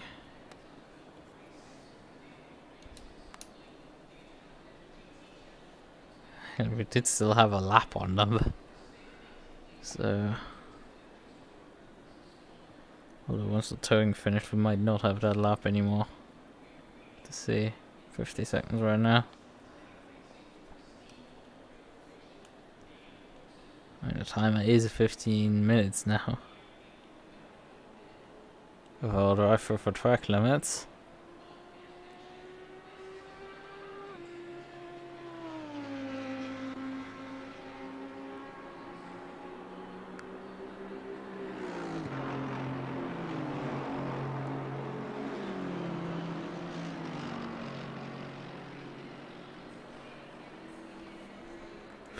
Seconds.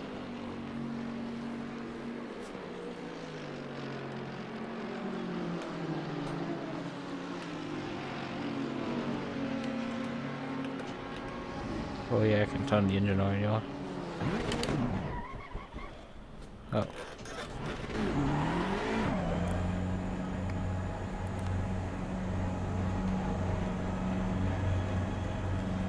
So yeah, I do seem to have kept... oh yeah, and then now seems to demote me finally. Because it just noticed that I'm not the lead lap car anymore. Just realized what I've done. Oh well, not a big deal. This is anyway not really a race, we just test stuff.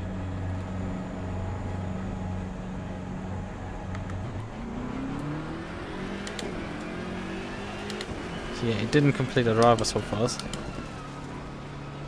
Another 20 minutes to go to prove that it disqualifies you if you violate the maximum drive time. And yeah, it did restart the stint timer, which is not too surprising.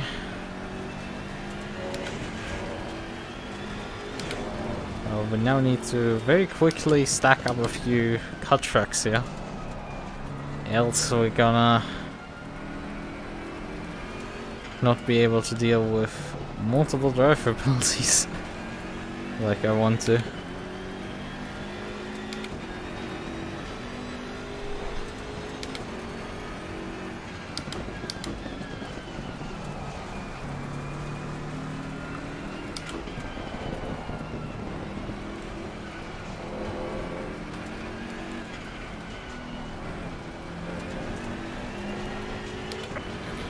Either that microsector ends very late for that corner,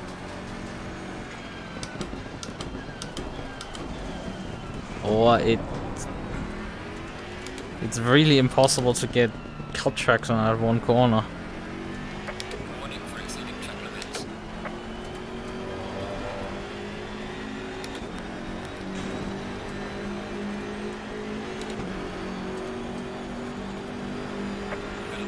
Penalty for exceeding track limits. Yeah, I have one already.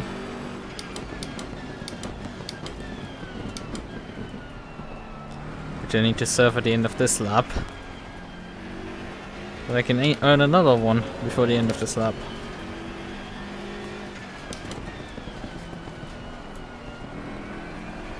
Well, that's what I believe I can. Class leader is pitting now.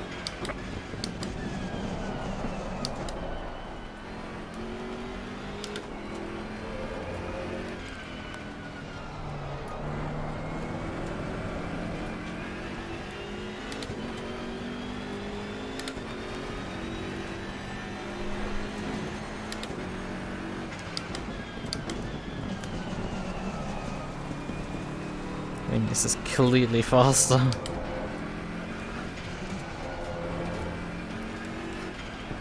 Not taking chances, we're gonna cut here as well. Final warning for exceeding track limits.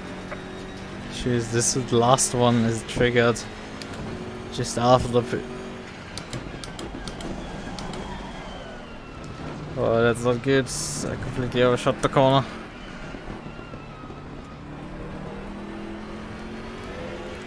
Oh, it didn't give me. Ah, that's unfortunate. I have to come in to surf the drive-through. Ah, I messed this up. Because else I get DQ'd, and well, if I get DQ'd, it doesn't help particularly much. in this objective. But I didn't get the second last cut there. It's too difficult to cut the track on this track. You're intentionally trying to violate the track limits.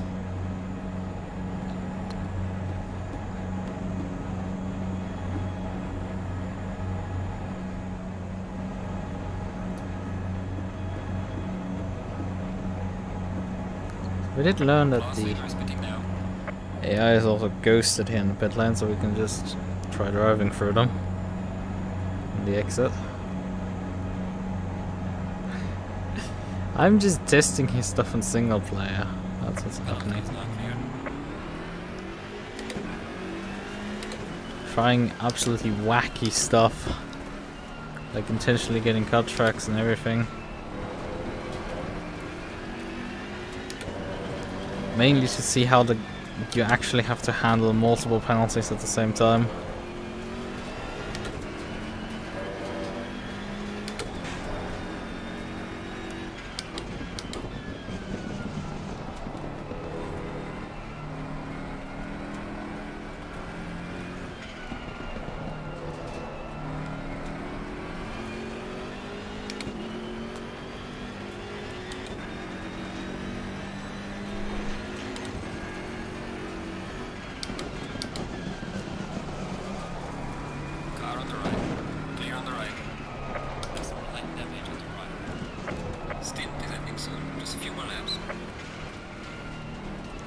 Gonna take this corner normally.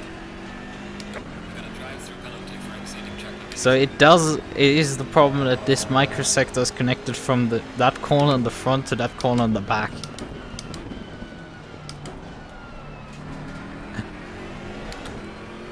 So you end up with...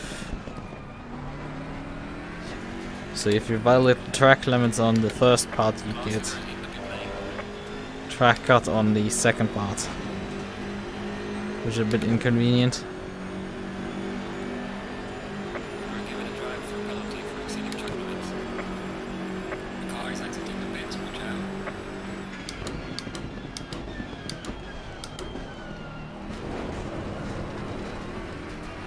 I'm driving very bad at this one.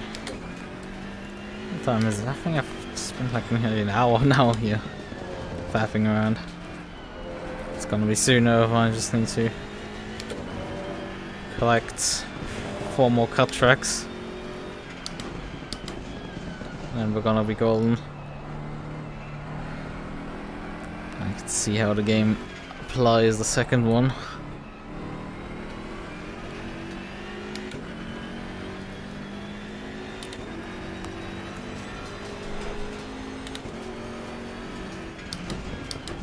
Unfortunately, these two corners being in the same microsector means that you end up getting track cut, getting only one track cut for this section. And that sentence is gonna go on my nerves very quickly.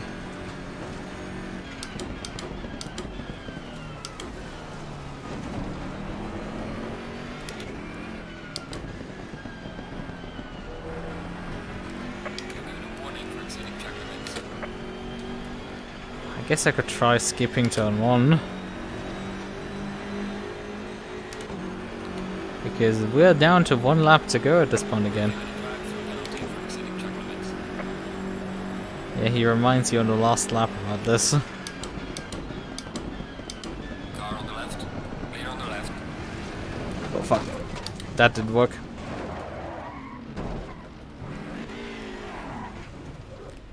Beamer still doesn't rally cross particularly well. That didn't work.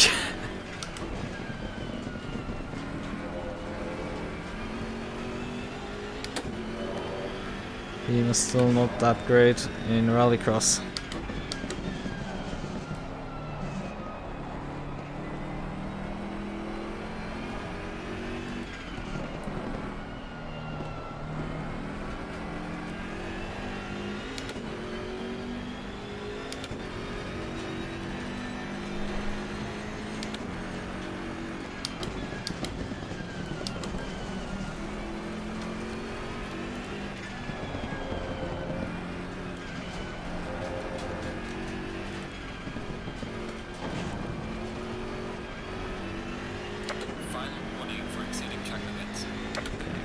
warning, and we need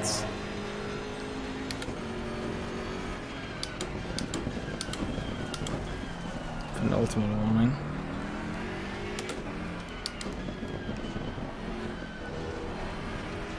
We have a stop and go penalty. Oh, it just converts them up? I see.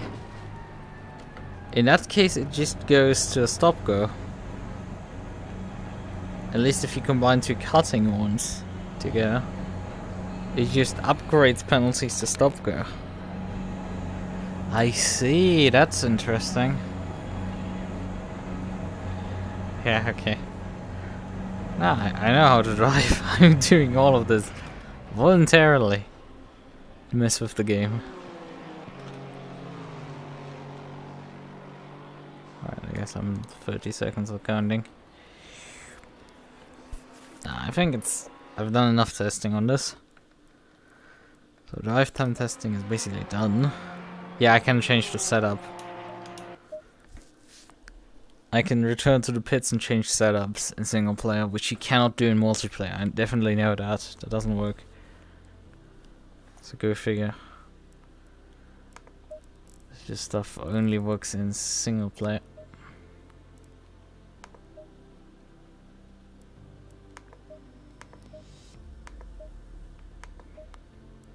Oh, at 30 minutes you can already set... can you do that on...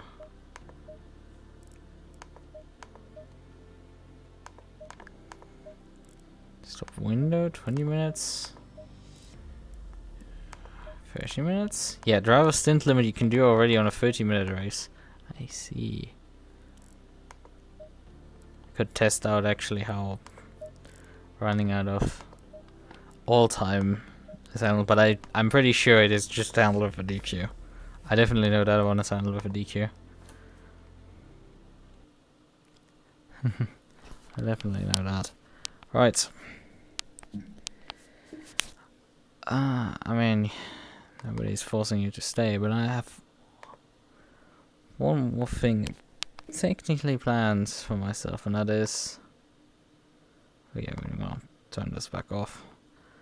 That is to go actually into AC, normal Assetto Corsa, and then go on a certain server to practice for an event in 2 weeks' time.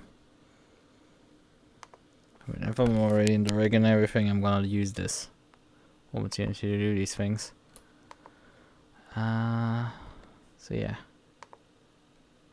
Yeah, just sleep then. No one is judging you for leaving. Have a good one. There's nothing really gonna interesting happen. I'm just gonna drive around Daytona for a few laps. I don't know how many I'm gonna do actually, because I'm also tired. I just need to I wanna briefly see the pace. What I can do pace wise, and then I have already everything installed, it's just... Oh, it needs to download a few car liveries and enable stuff.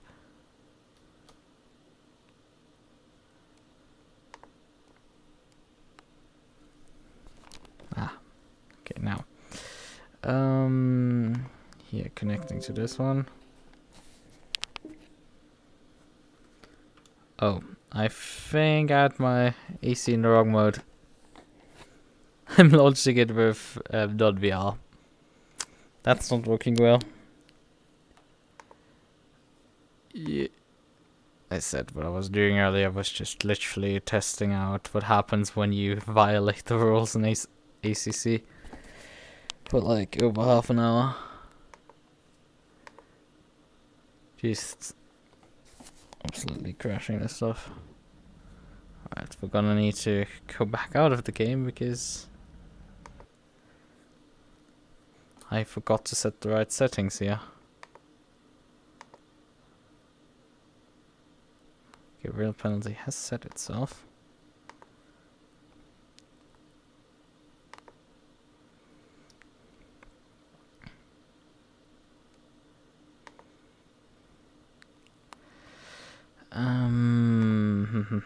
VR, the non-sequential setup because we don't need the sequential shifter. And then go back here again, free practice, and connect.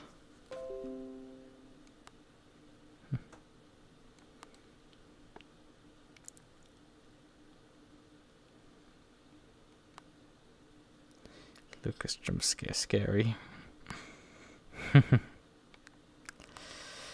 Right then.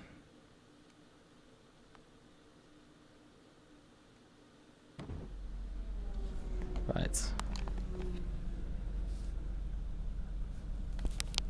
And this is now loading into Corsa.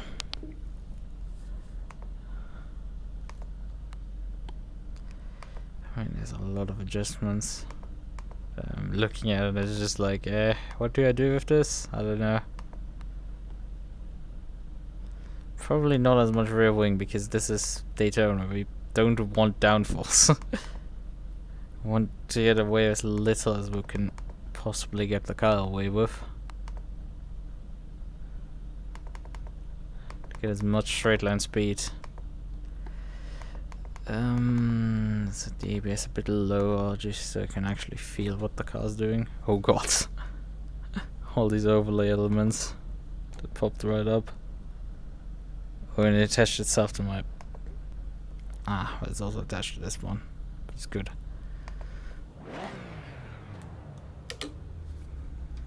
Oh, we need to adjust something. Positioning isn't good.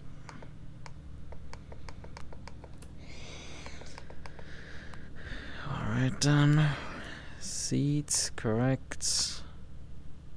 Where's my mirror adjustment gone? Mirror?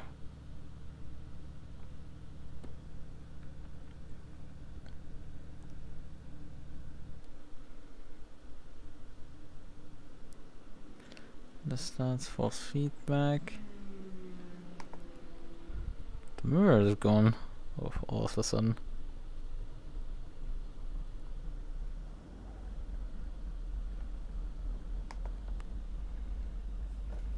No, but that's not the... Why did they change the mirror app for this? Because this looks different than what I'm used to. Alright, this is I think the debug section here. Where's the mirror? Usually this shouldn't be too difficult to find. Rear pedals, performance photo, render, time of day, tires. Yeah, this down here is developer apps.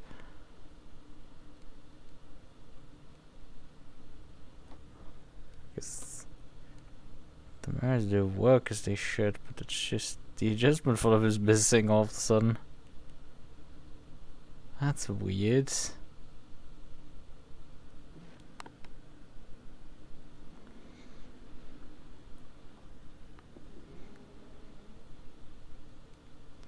I guess I'm gonna just drive with it. I guess I can fix it another time. It's good enough.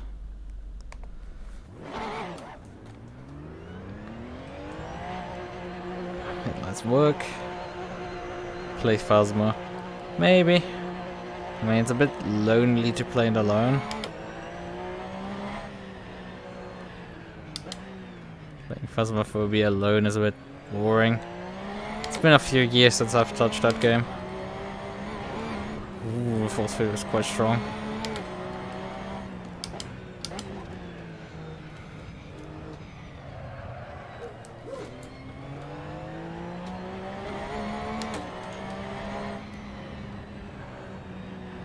How much lifting do you have to do to let you by?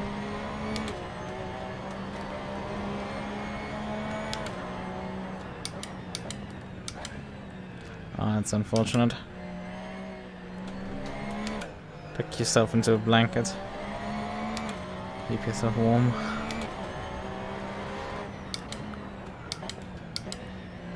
Maybe get some rest.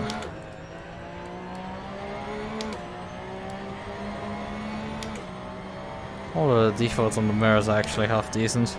Can actually see shit.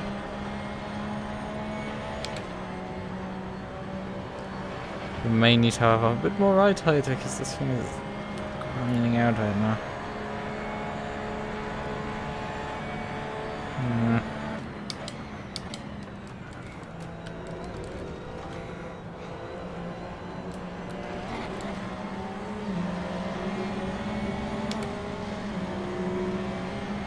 That's a DPI. And another one coming by. Ooh. Ouch! That wasn't good.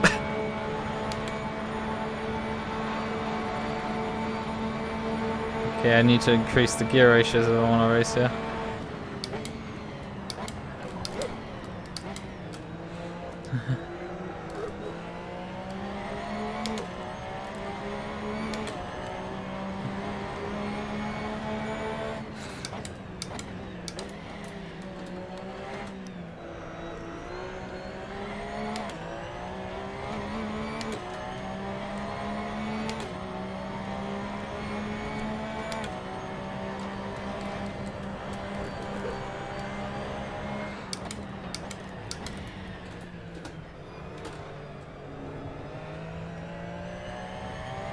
I mean, target lap time is technically a 43. That's how fast people have been going. And I'm on soft tires, so there's not really much of an excuse to go much slower than 43. It is currently predicting a 46.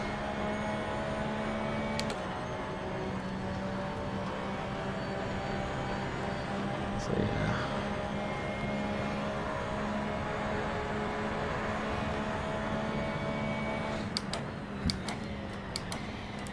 Yeah, and I can brake later for this. Although I was slower than last time through.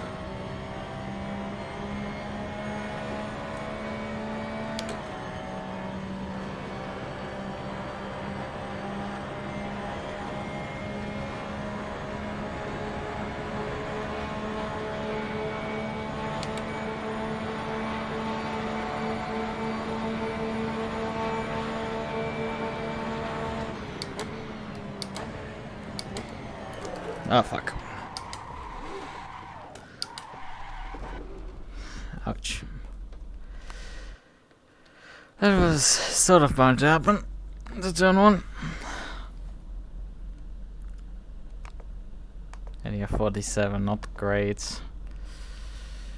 Gonna save the setup, but we're gonna... Ooh, there's a massive jump from 288 to 305. Can I make this smoother? Oh yeah, we're gonna get that jump anyway, it seems.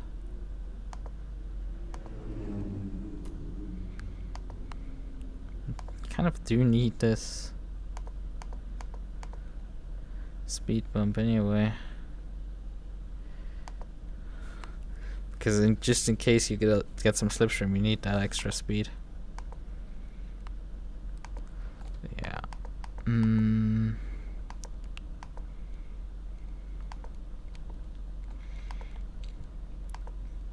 turn one, the car definitely gets quite loose. A lot of brakes.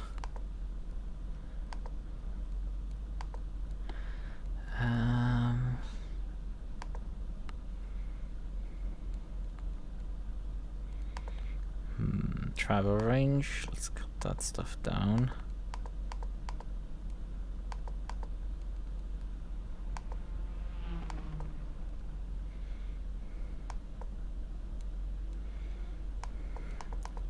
Probably won't end well for me.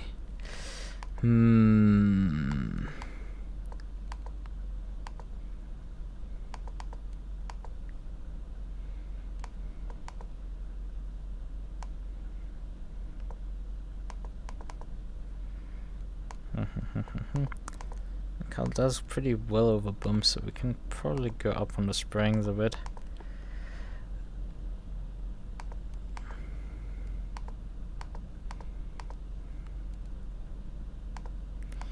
Maybe one click of rear wing back into the car.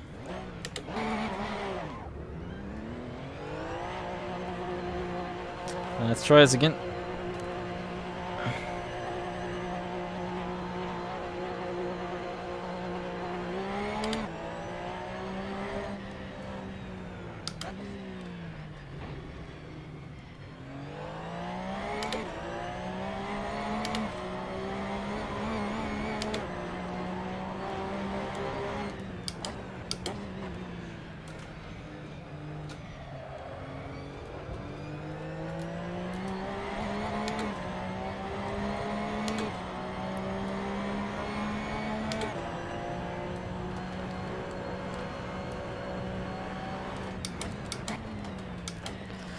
Okay, there's a massive step up from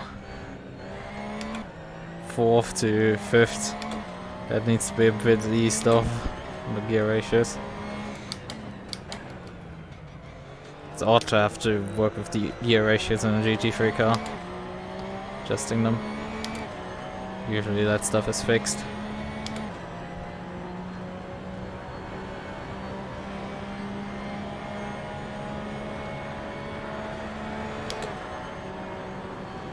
Well, yeah, you need about that long of a 5th gear to get into 6th. And so.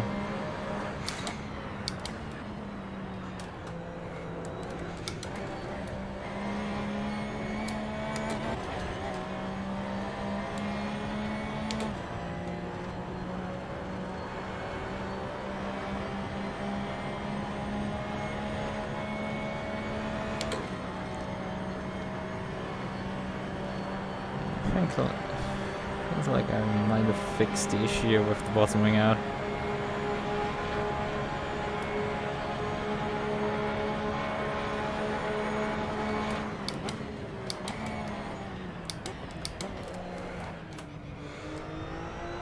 I think it might be just a Porsche issue for third one. But driving like that for 24 hours is gonna be an ask.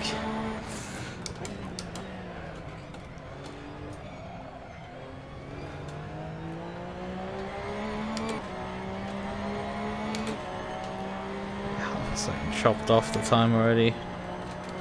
That's good.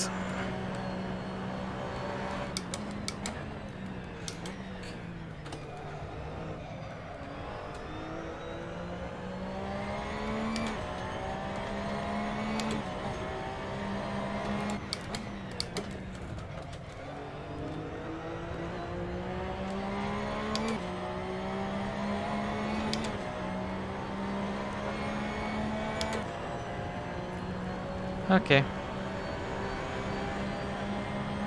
And have a good rest. I'm gonna end this anyway soon. I said. The server's gonna probably restart in a moment.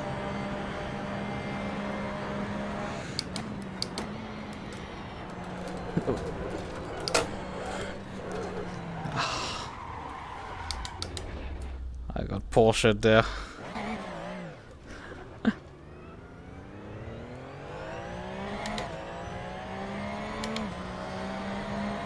Wee. It's scary when that happens. Well, I don't know why you do that to yourself. If you think it's completely unfunny, which I honestly probably agree with you. Hi.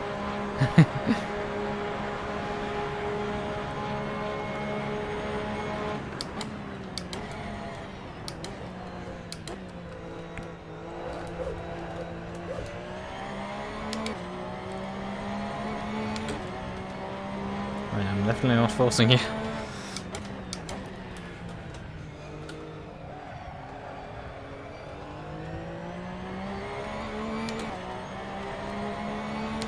Scary, okay. Spooky, spooky skeletons and shit. Yeah, this car's now suddenly very oversteering.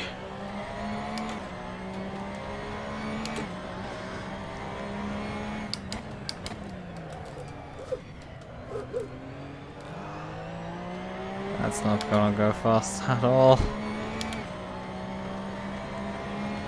This is gonna be painful to get pace out of it.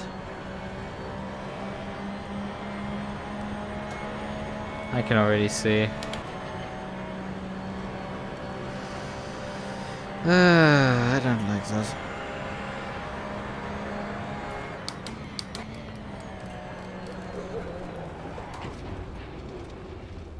Yeah. Let's call it. That's enough. I feel like the ideas of sound that I did, it's not working. The car's doing whatever it wants to again, and it's infuriating when you deal with it. I don't know. Maybe stiffen the front suspension even further. Prevent the car from Attach the rear anti-roll bar, just give it something that it can work with. Stop it from just rotating off the sudden under the brakes.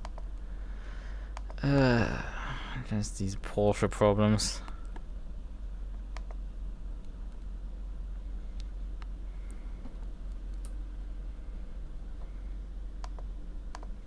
Maybe give it a bit more toe on the rear.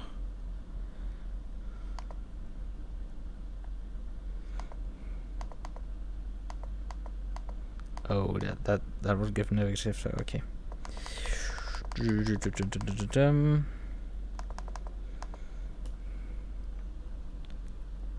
So that's the 300.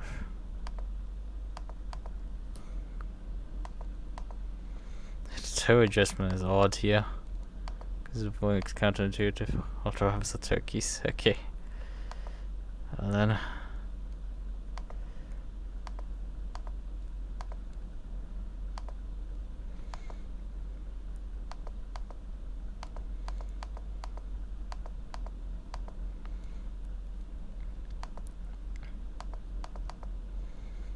Save this. 11 Daytona 1. Save. Right. And that's enough from me. Even though I would have liked to have at least a 46 in. But that's how it's gonna go. 3 seconds off the face. Yeah, 43.1 is the fastest time someone has said. I think the thing is very fast in updating, so it should contain actually my time already. Well, actually, it's fine on the third page of my time. No, it hasn't updated yet. Oh, no, there it is. 66 fastest. 39 first sector, 48 second sector, and 29.9 third sector. Okay, where am I lacking? Fast goes at 37.1 first sector, 37.1 second sector, 28.8 last sector. And last sector is basically just a straightaway. So I'm bleeding there already time, which is... I mean, actually I was running a slow chicane in that lap, so that explains that. In parts, but I am 2 seconds down the first sector, so that's impressively slow. Second sector is 1 second. It's a bit more reasonable. Okay then, let's just call it a night.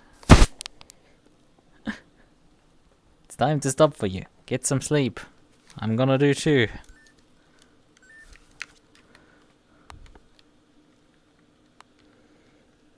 I've done all my extracurricular now. For me personally, it's not that late. Right then. Good night. Bye bye. Excellent.